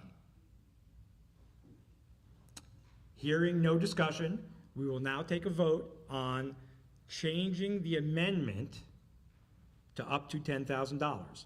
Once we vote on this, we then go back to the $10,000 and continue to discuss that. So we're not getting rid of the $10,000. We're deciding whether or not we're going up to $10,000 or $10,000 is the amount. Do we understand? A yes vote includes up to $10,000. A no vote defeats that. We're not done with the 10,000 yet, you understand? Okay, good, okay. So a yes vote, up to $10,000, and then that becomes the main amendment, and then we vote on that again. So all those in favor of up to $10,000, please say aye. Opposed, no. I believe the noes have it. The noes do have it. We now have an amendment on the floor to increase the main motion $10,000. Is there any further discussion on that? Hearing no other discussion on that, a yes vote increases the budget by $10,000. A no vote defeats that. All those in favor of increase, please say aye. Aye. Opposed, no? No.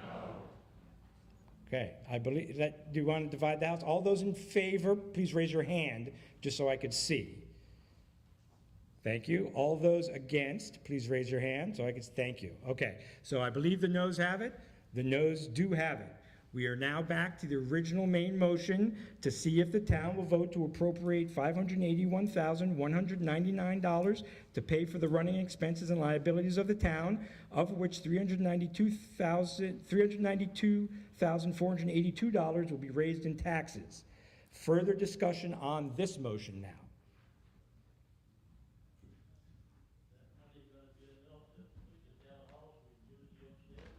The question is, go ahead.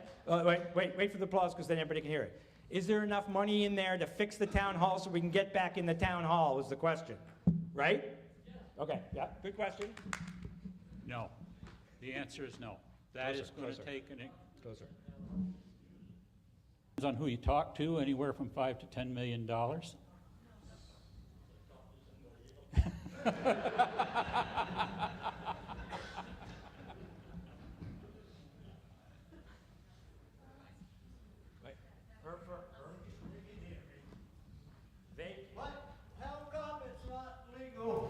Because when that was done, the ADA, that was legal. We poured the concrete outside, we poured the whole new porch, the chair for upstairs was legal, and the whole yard. Now, how come it isn't? Very good question, Herb. The reason that it's not legal is because we have to change it. If we could do the stair chair exactly the way it is, it would not affect the ADA. But because we have to change the chair, it has to be compliant. Now out front, you run the same issue. If it was compliant at the time that was set up, then it's grandfathered. But once you start changing, then it's no longer grandfathered and the whole thing has to be done. So that's the short answer. There's a lot of complicated other. It still physically moves. I wouldn't want to stick anybody in it. I really wouldn't.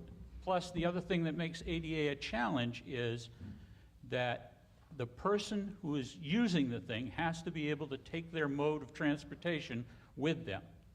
They can't do that with a stair chair. That's just one of the problems. Did I answer that? Thank you. So the ADA legislation, too far away? You have to get closer so we can hear you. There you go. So, that's it. Just get a little closer. I wasn't on. So ADA legislation was actually signed into law in 1989 by Papa Bush. So it's been around for a long time. The Planning Commission has dealt with ADA compliance in Town Hall since roughly 2006, then again in 2007, 2008. It's been an ongoing process. And when you talk about ADA, the ramp is important, certainly, but once you get onto the porch, then you have to get into the building. The current ramp to the front doors is not compliant, and once you get in the building, you don't have any accessible bathrooms. It's a whole process, and we had an architect most recently evaluate Town Hall, and the budget came to about $1.3 million. That included an addition off of the back that was going to be 2 stories, add additional ADA bathrooms. The current access in and out is not compliant with current life safety rules. There's a number of issues. It's not real simple. There's a whole host of things. Once you do one thing, you need to continue to expand it to comply with current regulations and standards. Thank you for the explanation. Yes? This isn't for me. This is for everybody to hear. And remember, it's the TV that's the biggest issue. Thank you for bringing this. I'm just kind of curious as to how the library has an elevator and the local church has a chair lift that they use for, that I'm assuming meet these standards. They're public buildings, but yet we can't do that in the town hall. It's just kind of like, seems like we should be able to factor it in. And I've also heard rumors that maybe there's going to be an entirely new building, and that's why we're not doing any repairs, so that we can have a fire station combination public building for people to use for these meetings, and so it just lets the town hall fall into rack and ruin. I don't know. This is a rumor, but I'm just kind of questioning what is the solution, other than saying we don't have the money, because you can say that year in and year out, and eventually it is going to fall apart. So it can't just be denied.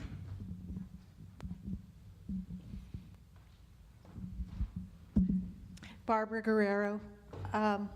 So, Sherwood, you said to fix it $5 to $10 million. Bob, you just said $1.3 million. So, which is it? I mean, I'm going with the $1.3 million. No disrespect, but it seems like you've done the research. So. That was an architect's projection, and it's a little bit old, meaning it's 2 or 3 years old at this point. Okay, so for the record, it was an architecture's projection 2 or 3 years ago. Okay, great. But I'm happy to know the research is ongoing with the Planning Commission. Thank you. Any other discussion on article, I don't know what? Oh, here you go. Barbara, just to clarify from what I said, that price tag was given, as Bob said, 2 or 3 years ago. That was before everything quadrupled in prices. That was before a 2x4 didn't cost you $12, okay? And the answer to the other question was, why does the library have one and the church? Can't speak to how the church has it. That's not our problem. The library that's a relatively new building and was built when it was put in there, as far as I know. But we're talking about the town hall and not other buildings in town. And retrofitting, as opposed to building new, is always going to cost more. Yes. When we talk about putting in $1.3 million at the low end to fix the town hall, I've lived here for 20 years. I don't plan on dying tomorrow or moving out of town tomorrow. And if I was going to spend $1.3 million as a town, I think I'd rather put it into a fire department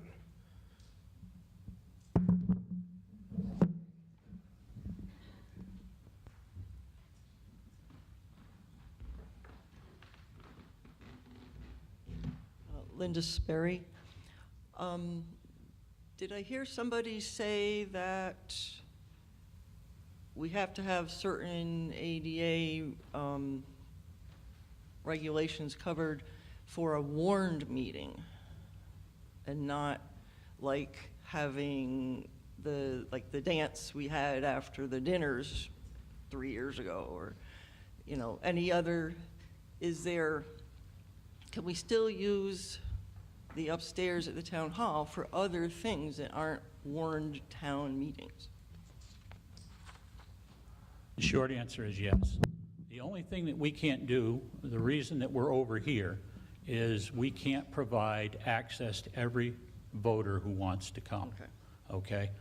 The select board has taken the position that if you, as a town resident, want to lease that space, you can, with the understanding that there might be fire regulations that you might have to have a fire safety officer at. There might be other situations that come up that you may have to deal with in order to get people there. We've not closed the building and don't intend to, but we have to, if it's a legally warned meeting, provide free access to everyone. So if we could have done it in the downstairs for a town meeting, we would have still been over there, but we can't. It's not enough space, even for the amount of people that are here. So, even though but you had said the restrooms over there are not compliant for wheelchairs? as a private citizen wanting to use the space, you can use the space. You'd have to fill out the request to do it, but It yes. wouldn't be for, but not for a warned.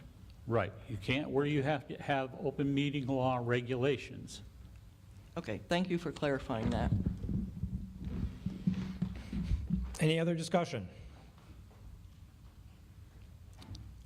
Okay, hearing no other discussion, we have a motion before us to see if we will vote to appropriate $581,199 to pay the running expenses and liabilities of the town, of which $392,482 to be raised in taxes. Are we ready for the vote? No other discussion? All those, a yes vote passes the motion, a no vote defeats the motion. All those in favor, please say aye. Aye. Opposed, no. Believe the ayes have it. The ayes do have it. Okay. Moving on to Article 8. To see if the town will vote to appropriate $723,214 to pay for the running expenses and liabilities of maintaining the town's roads, of which $610,214 is to be raised in taxes. That's on pages 14 to 16. I will entertain a motion. Okay. You got it?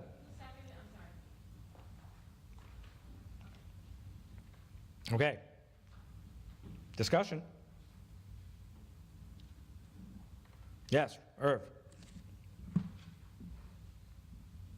I would like to know how come they're hiring people to plow roads when, for years, right up until this new crew took over, they always done it with 3 men.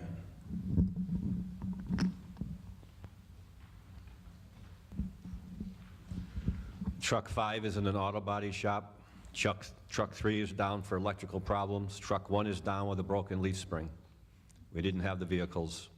We knew we had a big storm coming. I wanted 4 trucks on the road. I called Sherwood. We put a plan in place 2 years ago for if COVID struck and town employees, highway employees were sick during a storm, we identified local contractors that we would hire to cover our roads.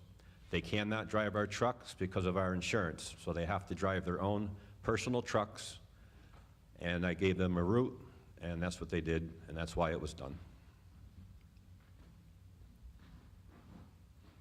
Good. Any other discussion? Seeing no other discussion, there's a motion before us to see if the town will vote to appropriate $723,214 to pay for the running expenses and liabilities of maintaining the town's roads, of which $610,214 is to be raised in taxes.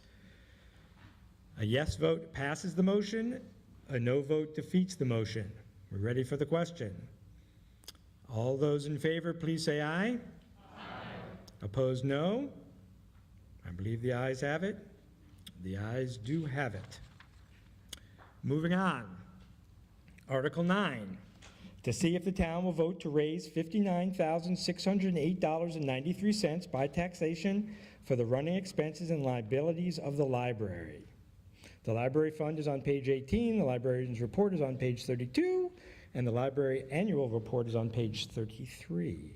I will now entertain a motion. So moved. Second. I didn't see. Got it? Okay, good. Is there any discussion? Let's take the vote first. Let's do that first. And then I'll suspend the rules. I think that's better. Okay, is there any discussion? Hearing no discussion, there's a motion before us to see if the town will vote to weaken. Is there any objection to having them come up and speak right now, give a little presentation about what they're working on? Hearing no objection, come on up front. Russ, what's up? How you doing? Good. Yep. Oh, want me to turn it around? That makes sense. Hang on.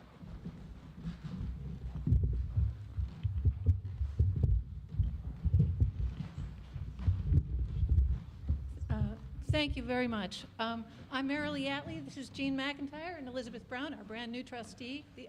We're the trustees at the library. And this really is not so much, it's just a quick information about something that we're doing at the library.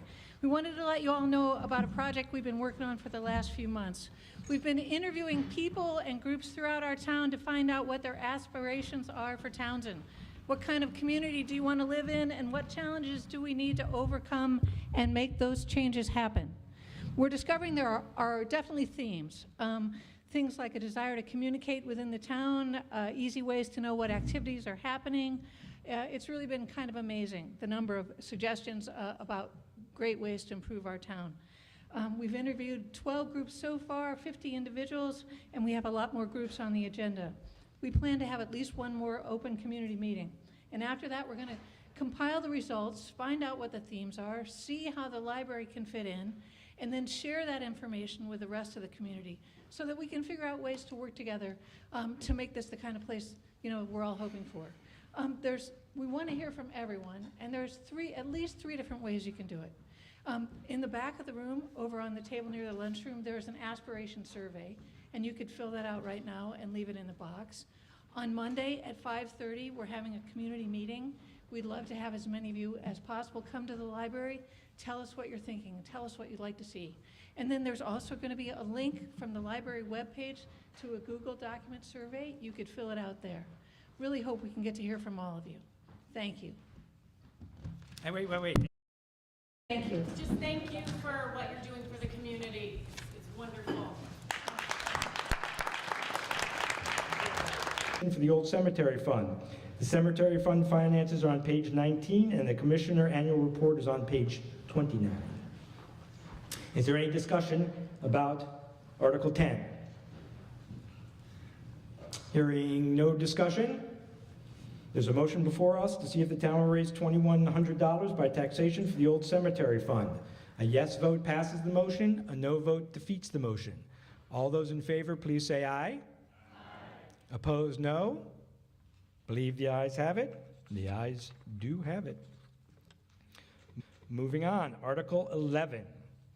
To see if the town will vote to raise $20,000 by taxation to be placed in the Capital Expenditure Fund Fire Department Reserve toward a future pumper. I'll entertain a motion. Okay. It's been moved and seconded. That's on, I think the reserve funds are on page 17. And it's there's a line item there for the fire department fund. And then the volunteer fire department annual report is on page 24 if you're interested. There's a motion before us to see if the town will raise $20,000 by taxation to be placed in the capital expenditure fund, fire department reserve toward a future pumper.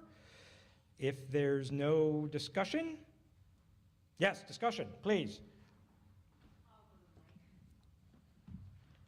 Thank you.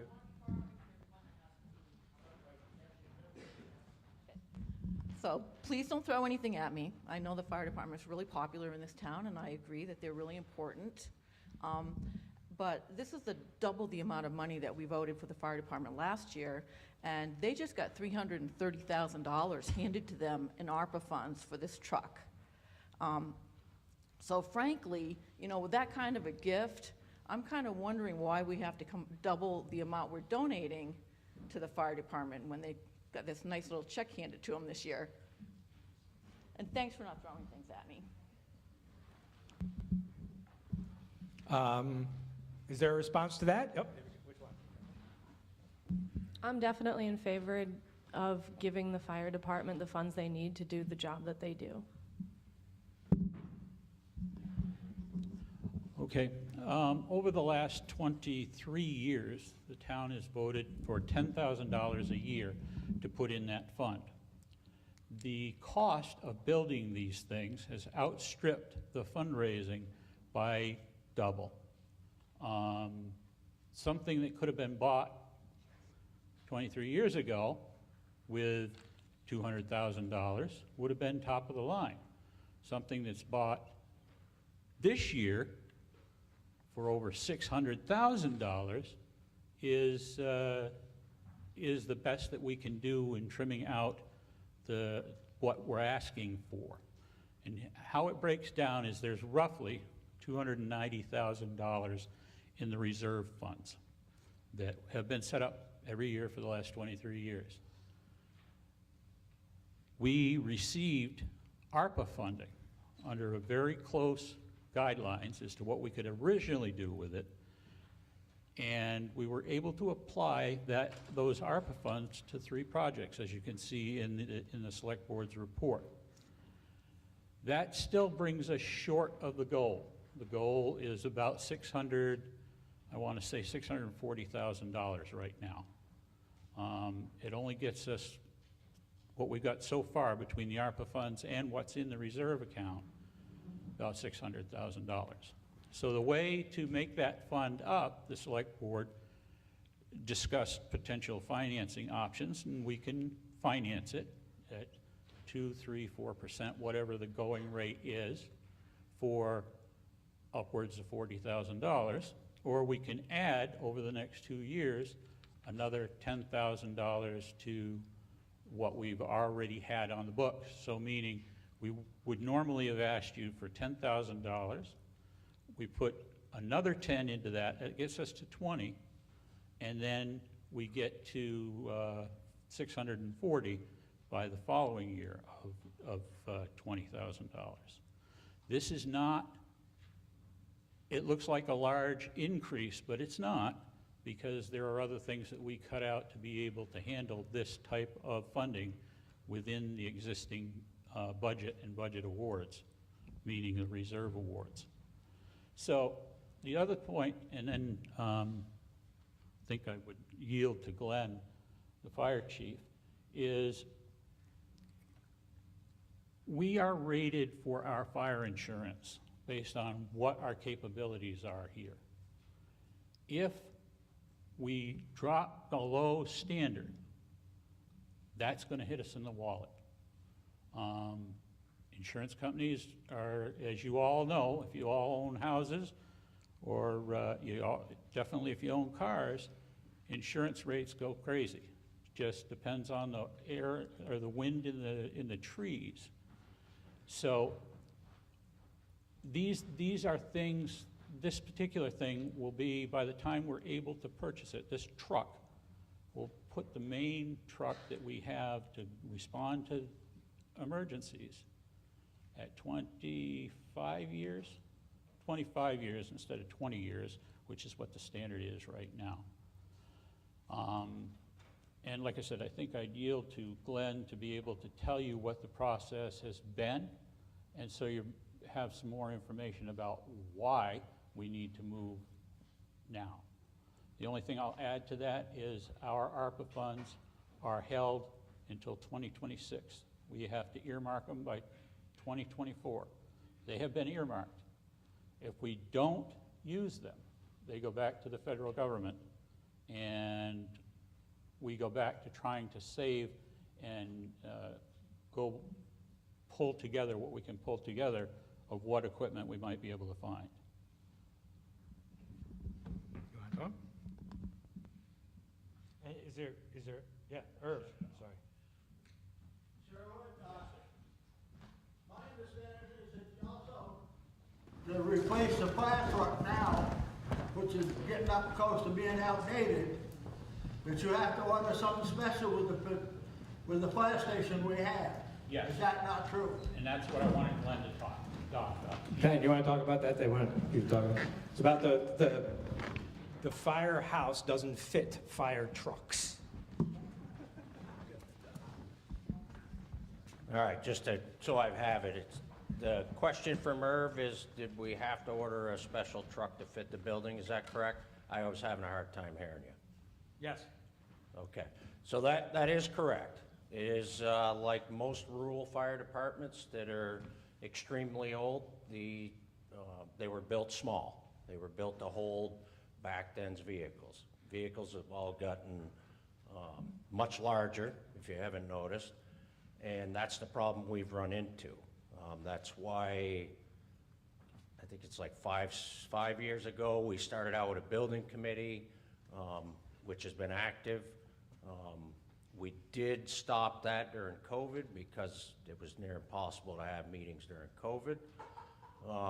That being said, the truck committee that originally started out in 2018 actually transpired or transferred into a building committee because we realized it was going to cost us a lot of extra money to purchase a truck that'll fit that building.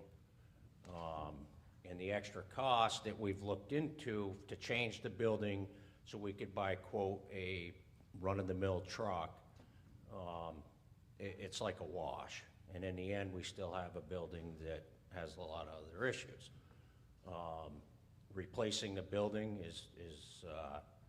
that will probably kick back up once the truck committee is done with its work, which we're very close, I believe, to giving off to the select board to go out to bid. And if there was any more questions, I can address it. As far as, I'll back up, I think, to the original question, which had something to do with money. And several times we've tried to tell the town at town meeting day that $10,000 is not enough. That was enough 20 years ago. Prices of everything has gone up. Pick it, the price has gone up, if not doubled. And every time it was brought up, it was always brought up by, the townspeople that you can borrow money for nothing.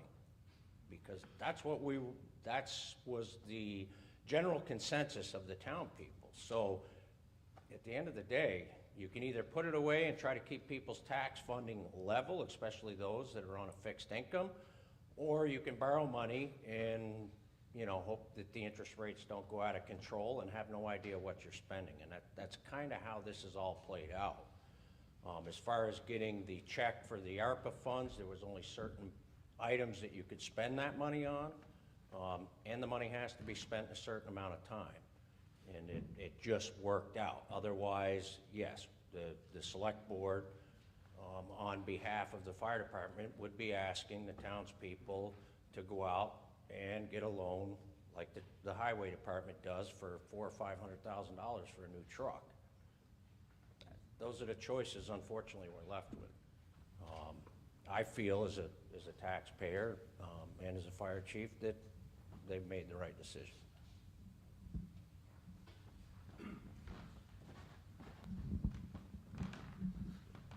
Glenn, the fire truck is going to be custom, and I'm assuming because of the height of the doors in the station, that it's going to be lower than a typical truck today.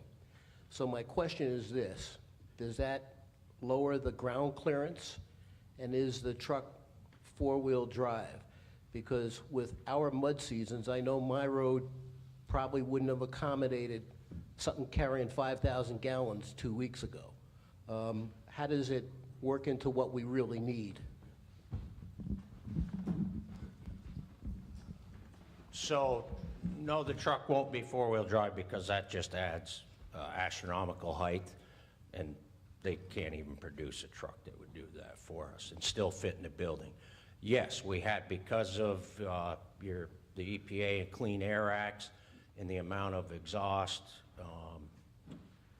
rectifications they've had to do to get diesel engines to pass emissions or meet the emissions, that is actually added to the height of the truck, which makes going with a commercial line truck like the ones we all have now, or the ones that we do have, it just won't fit the building.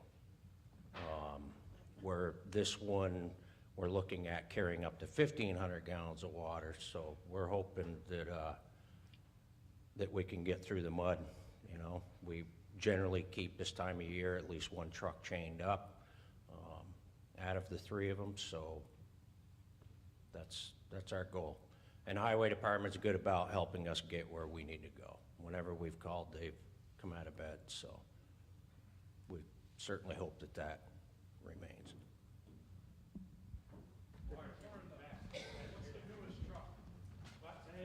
What's the newest truck that sits in the firehouse today? What's the newest truck that sits in the firehouse today?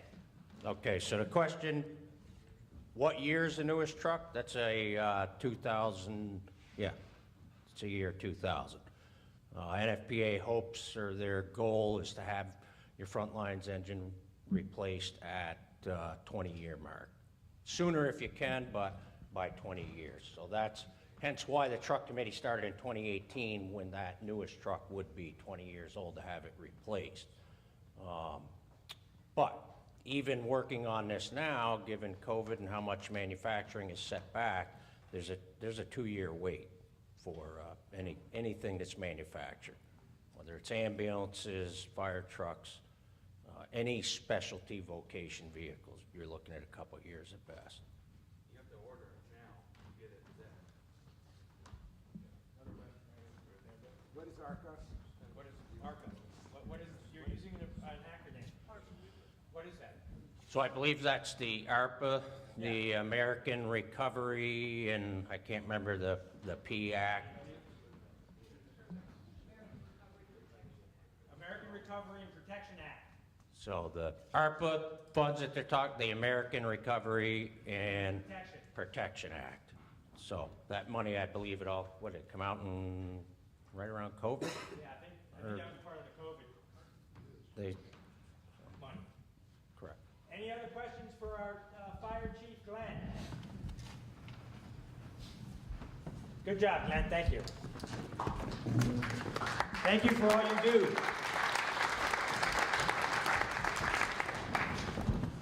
Okay, we have a motion before us to see if the town will vote to raise $20,000 by taxation to be placed in the capital expenditure fire fund, fire department reserve toward a future pumper. Any further discussion? Seeing no discussion, I've restated the motion already, you all get it, to raise $20,000 by taxation. A yes vote passes the motion, a no vote defeats it. All those in favor, please say aye. Aye. Opposed, no. I believe the ayes have it. The ayes do have it. I don't know, 2 microphones, is that screwing anything up? Sorry. Okay. Moving on to Article 12. Article 12. To see if the town will vote to raise $20,866 by taxation for the support of social services as recommended by the Social Services Committee. That's on pages 21 and 22 in the center of your book. I will entertain a motion.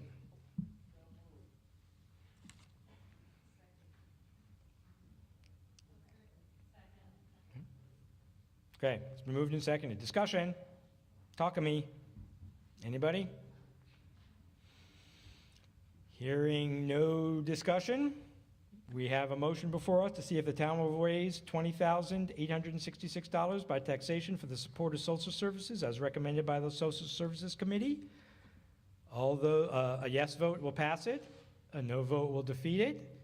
All those in favor, please say aye. Aye. Opposed, no. Believe the ayes have it. The ayes do have it. Article 13, to see if the town will vote to raise $50,000 by taxation to be held in a reserve account for the repair of the Stone Arch Bridge on Back Windham Road, contingent upon successful award of grant funds. I believe the reserve fund is on page 17, and this is through the Townshend Historical Society. They're the ones that are kind of working on it, and their report's on page 30. Is there any discussion? Yes, sir.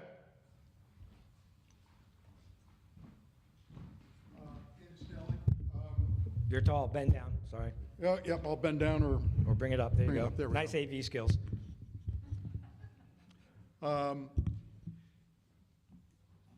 Not in the totals included in the reserve was the amount we appropriated last year. Right. So there's another 50,000. So we have about $240,000 currently set aside for, if contingent upon successful award of the grant funds, to work on the Back Windham Bridge. At the moment, I'm not sure that we have a real plan of where we're going to do that. Last I heard, there was a number of about $750,000 to do a restoration of that. But I don't think we've put it out to bid as far as would be required to actually do the work. I like the Follett bridges. The Stone Arch there in Back Windham Road is beautiful, but the bridge is still functional. We have not heard from the state that it is insufficient or is damaged or is not going to be able to be used. And $50,000 to continue to add $50,000 to the reserve every year. We just talked about the need to add $20,000 for fire trucks.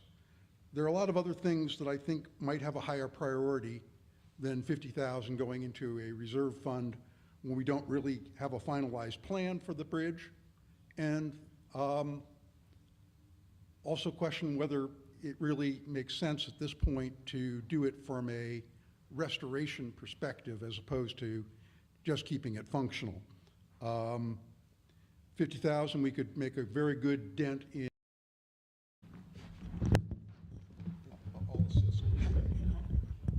Thank you. Charles Marchant, President of the Townshend Historical Society. There actually is a plan, and I'll review it with you here. We applied for and received a Save America's Treasures grant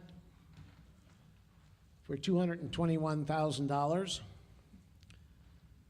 It has to be used by September 30th of 2025. With the support of the town, pledged funds toward this project from potential donors, the grant, we are within reach of the estimated repair budget of around $800,000. Like was talked about with the fire department, since the COVID issues, costs of doing projects like this have increased. We're confident that we will raise the remaining money with the support of this article and the successful reception of grants that we're applying for. We've talked with the select board about putting together the bid plan, and that is going to be done sometime in 2023, potentially for the work to begin sometime perhaps after April 1st of 2024, so the issue of plowing and snow removal's not a concern.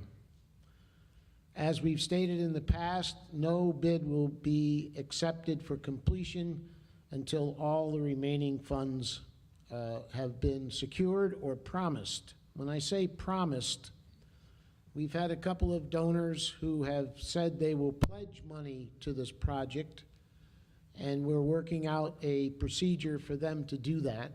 with a form.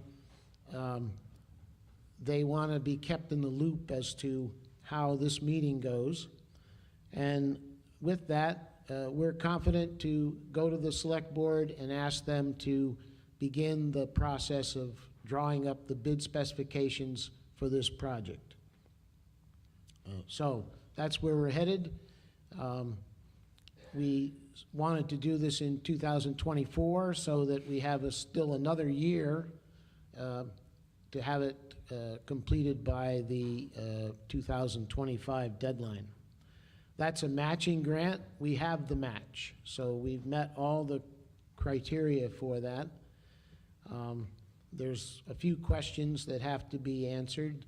The state historic preservation officer has appointed a person to work with us, and that person happens to be a certified stone mason, but they can't bid on the project because they're a state employee, so there's no conflict of interest. That's working out to our favor.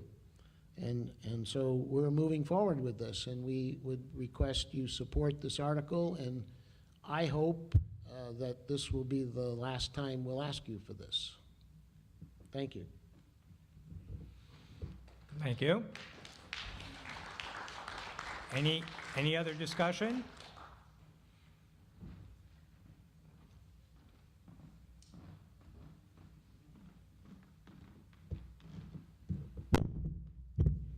Chris Groats Cook. I didn't grow up here, and back home, they did not fix the bridges on schedule. They decided it was too much money, and so they didn't put fixing the bridges in the budget. And all of a sudden, all the bridges needed repair. This was a long time ago. Gene and I were dating at that point, and we've been married 40 years. But let me tell you, not having the bridges maintained on schedule is a nightmare.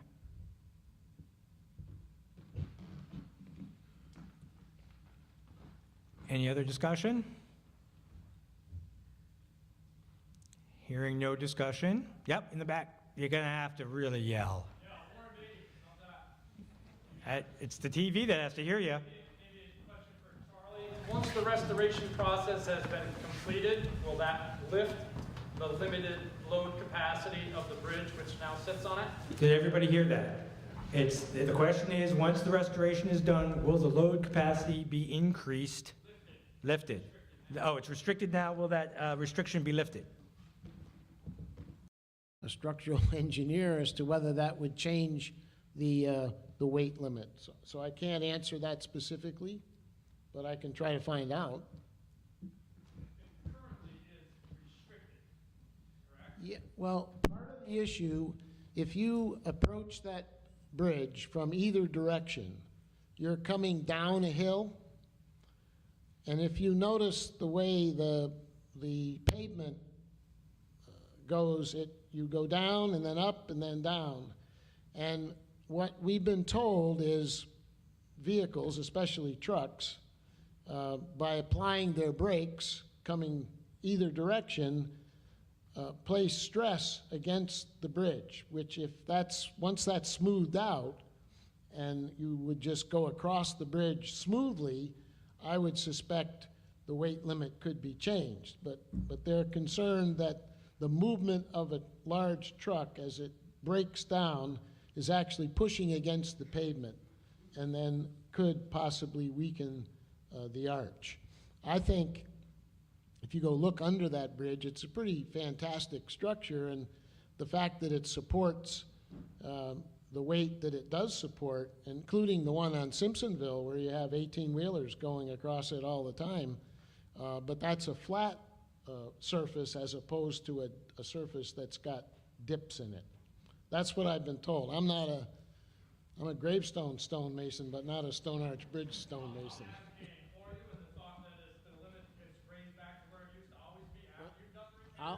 You've doubled two things for the town. You've improved the bridge and the historical value of the town. But I'll check into that. It makes sense to me, but I'll check into it.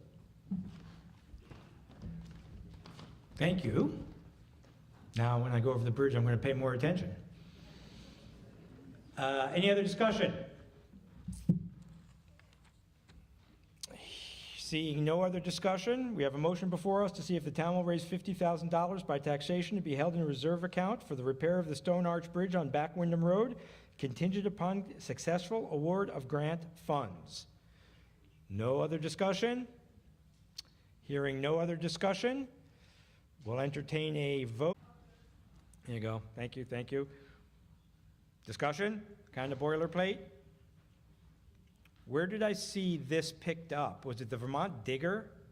It was somewhere that I read they picked up this article as being something magical. And this has been in our warning every year since I've been doing this. But it was somewhere, yeah. They had a big, long thing about it. Yes. Discussion? We allow her to speak? Anybody have any problems with her speaking? Just because we don't know of her town situation? Go. On this Article 14 says by gift or purchase. The word or makes it unclear, because if it's a gift, next year this town won't have to pay. If it's a purchase, next year we may get hit with the bill. Which is it? Gift or purchase? It's either. It's either. Or. Well, then the discussion is, it should be divided maybe into two different things, because maybe some people here would like to receive it as a gift and be okay with it and vote yes, and maybe some would not like to be a purchase, knowing that we might get a bill next year. When you put it all together with an or, it makes it difficult to make a good decision, well informed. Eugene. Doesn't the select board have to come to the people in order to make a big purchase like that? You just have a special town meeting to... As long as they have it in their budget, just not first. As long as there's money in the budget. That's what you're authorizing, Gene. That's what you're authorizing, is what he's saying. So you go and spend that money without telling us first? Telling you today. It's only for municipal forests, so for not restoration. Yes, it has a confined usage. You can't not have it there. It has to be written on the warning. If you don't want it, vote no. That's it, yes or no? No gray. To see if the town will authorize the select board to acquire land by gift or purchase, not to build a house, not to build a fire department, not to do any of these things. It's to promote reforestation, water conservation, and good forestry practices. So they can't go out and buy a piece of land with the purpose of putting the fire department on it, I would think, because that's not what this authorizes. Right, okay, no, I get it, okay, so. You're gonna spend money, come back to us next year and say we spent $1 million on land, pay up. Okay, $500,000 in the budget. Right, okay, this is a boilerplate kind of thing we do every year, and the select board has never stuck us in the back. However, there's a solution for this if you wanted to go that route. I don't know what the state would say about this, but we could divide the question if you really wanted to. And you can say that, you could do it two questions, that we, where is it, or, that we do one by gift, and then we do one vote by purchase. And you can approve the gift but not approve the purchase if you wanted to divide that. I don't know about state boilerplate issues and things like that, but again, I'm here to serve you guys and what you want to do. We voted on this every year since I've been here, just to let you know. Yes? A question. You can't go out and purchase land unless there's money in the budget, or am I misunderstanding that? In general, you're correct. We can't go out and arbitrarily purchase something without it being recorded in here and what you voted on. This just deals with forestry. So if there was a tract of land that somebody wanted to give to us, we could accept it. If you say no, we can't accept it, and they'll have to go about their way. But if you say if you went and you purchased some land, you would already have to have that money in the budget, so it's not like next year we're going to come up with $1 million. That is correct. Okay, so what she was saying was, if the money isn't in the budget, they wanted to buy something for $1 million, they couldn't do it. Correct. The money has to be in the budget. So I guess what you're saying is nothing can really be purchased unless it's brought back to the town for the money. Yes? Or yell.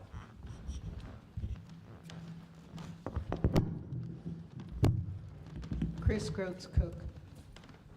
Don't I recall that when we bought Taft Meadows, that we had a special meeting to approve that? Yes, I do remember yes. So historically, that's what we've done. Right, but Tax Meadow was not for reforestation. That was purchased, I think, for the fire department. That was originally purchased to build a new firehouse. Municipal building, sorry, a municipal building, correct. So our tradition is that you come and ask us.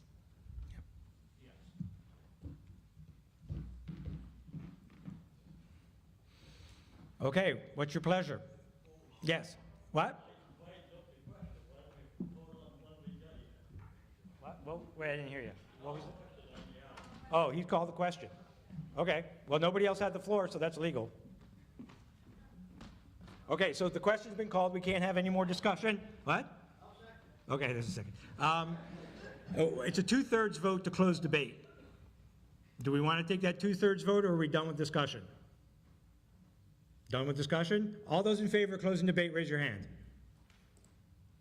Down. All those in favor that want to keep talking, raise your hand. Obviously. Okay, debate is now closed. We go to the vote. The vote is to see if the town will vote to authorize the select board to acquire land by gift or purchase for municipal forests to promote forestation, water conservation, and good forestry practices. A yes vote passes the motion. A no vote defeats the motion. All those in favor, please say aye. Aye. Opposed, no. I believe the ayes have it. The ayes do have it. And thank you.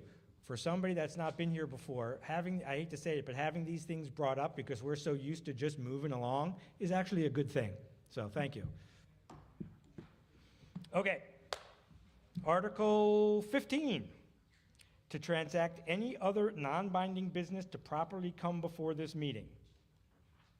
I don't know why it has to be properly, because we can talk about anything now. Let's start with Charlie. You want to come up here? Okay.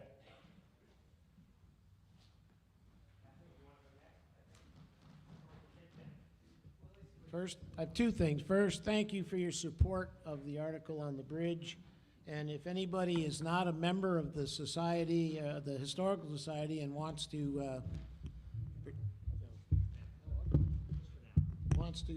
join, or you know someone that would like to donate to this project, I have some envelopes here, and there's also some brochures over on the table.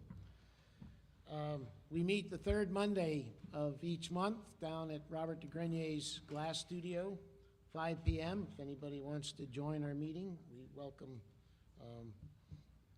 participation. And then the second thing, Steve left, but I don't know if there was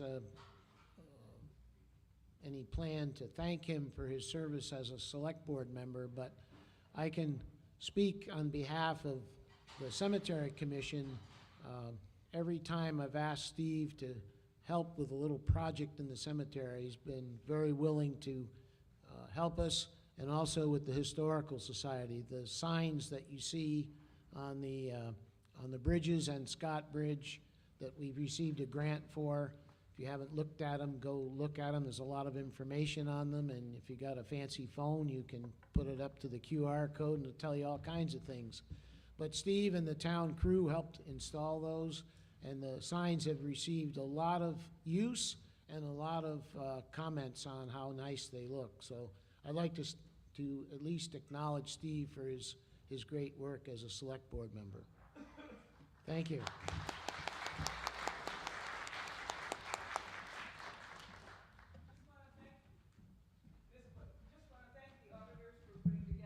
Attractive and interesting town report. Just want to thank the auditors for putting together an attractive and interesting town report. My wife did that for a couple years. It's a lot of work. Just to make it clear, the auditors didn't have anything to do with it. Connie, Helen, where's Helen? There she is. And Alenka did all the work on putting those numbers together and the artwork, all of those things. They worked quite a lot of time into it.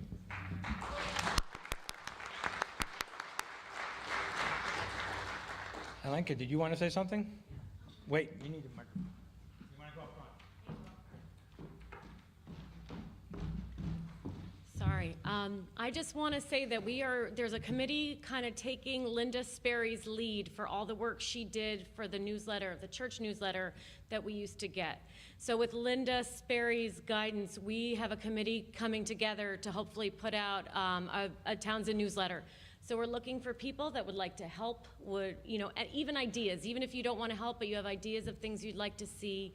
We'd like a calendar, that kind of stuff. We have a committee. Our next meeting is the 21st of March at 4 in Town Hall, and we would really love anyone that has ideas or any input to come and help with that. And with that, we also, if you have a business and would like to advertise in the newsletter, that would be wonderful. We're also kind of following Dummerston's lead with their newsletter. We're sponsors, just individuals. We can put your name in if you want to have, to help kind of have it sent out, have more community,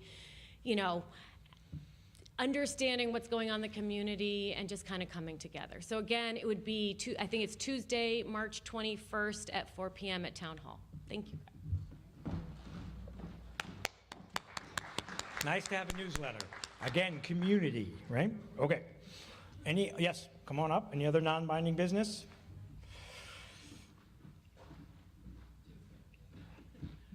I'm not sure this, first of all, I want to add to what Alenka said. We're also hoping to have everyone get the newsletter who's in West Townsend, because we just couldn't make that happen earlier, but it's really important to remember when you're living over here that West Townsend's part of Townsend too. So we plan to have everybody in town and maybe some of Wyndham get this, the newsletter once we get it going. The other item is, I'm not sure, I feel like I need to talk to this direction. Good. On page 4, it has the town grand juror as Maggie, and we never voted on her. I don't want her to be left out. It's an appointed position now. Oh, okay, thank you. Right. If you look, I noticed that too. The town agent and the grand juror, we're not voting for anymore. One of them's been eliminated, and one of them is now an appointed position. So I was confused about that as well. Yes, sir. Oh, that is not in there, is there? Or was it? That is a good point, and that is a bad thing, because you're supposed to do that. Is it not in there? I cut mine up, so I don't have it. Is it not in there? No, it is not. Okay, well then we won't vote on that. We'll see what happens. Maybe we have to have a special meeting to set the town meeting next year. I expect you all to arrive for that. I'll be here. We might have to do that, as a matter of fact. We might have to have a special meeting to warn next year's meeting. Okay? What? It's not warned. It's not warned. You can make the motion. It'd be non-binding. We'd still have to have a special meeting. Okay, so doesn't matter. When is the next meeting? First Tuesday, anybody know the date? The 5th?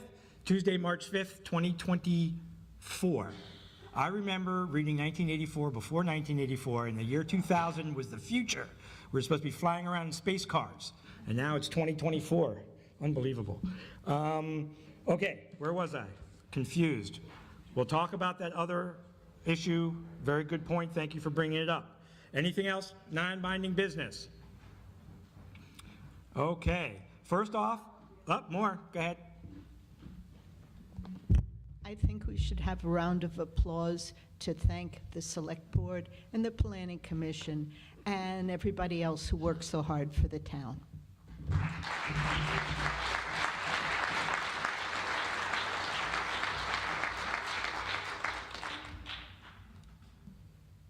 That was the next thing I was going to say.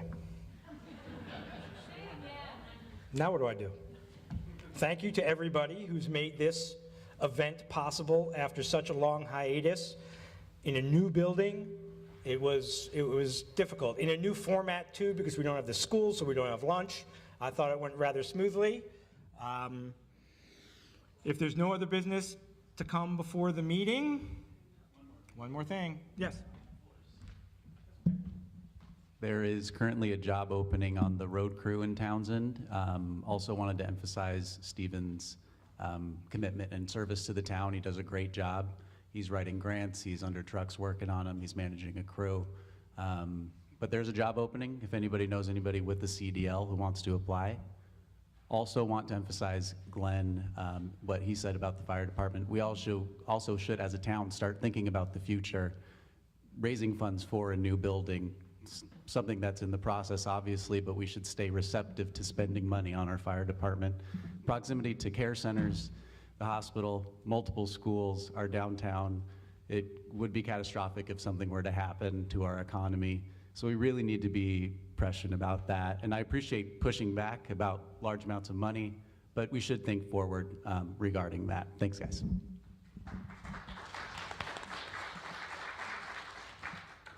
Okay. Any other discussion, talk? Okay. Okay. If there's no other business come before the meeting, I declare the 2023 Townsend Town Meeting closed. Thank you all for making it happen. Anybody that's been elected, please head over to the town clerk because you need to be sworn in. Okay? Elected officials, please get sworn in. Thank you, everybody, for putting up with me.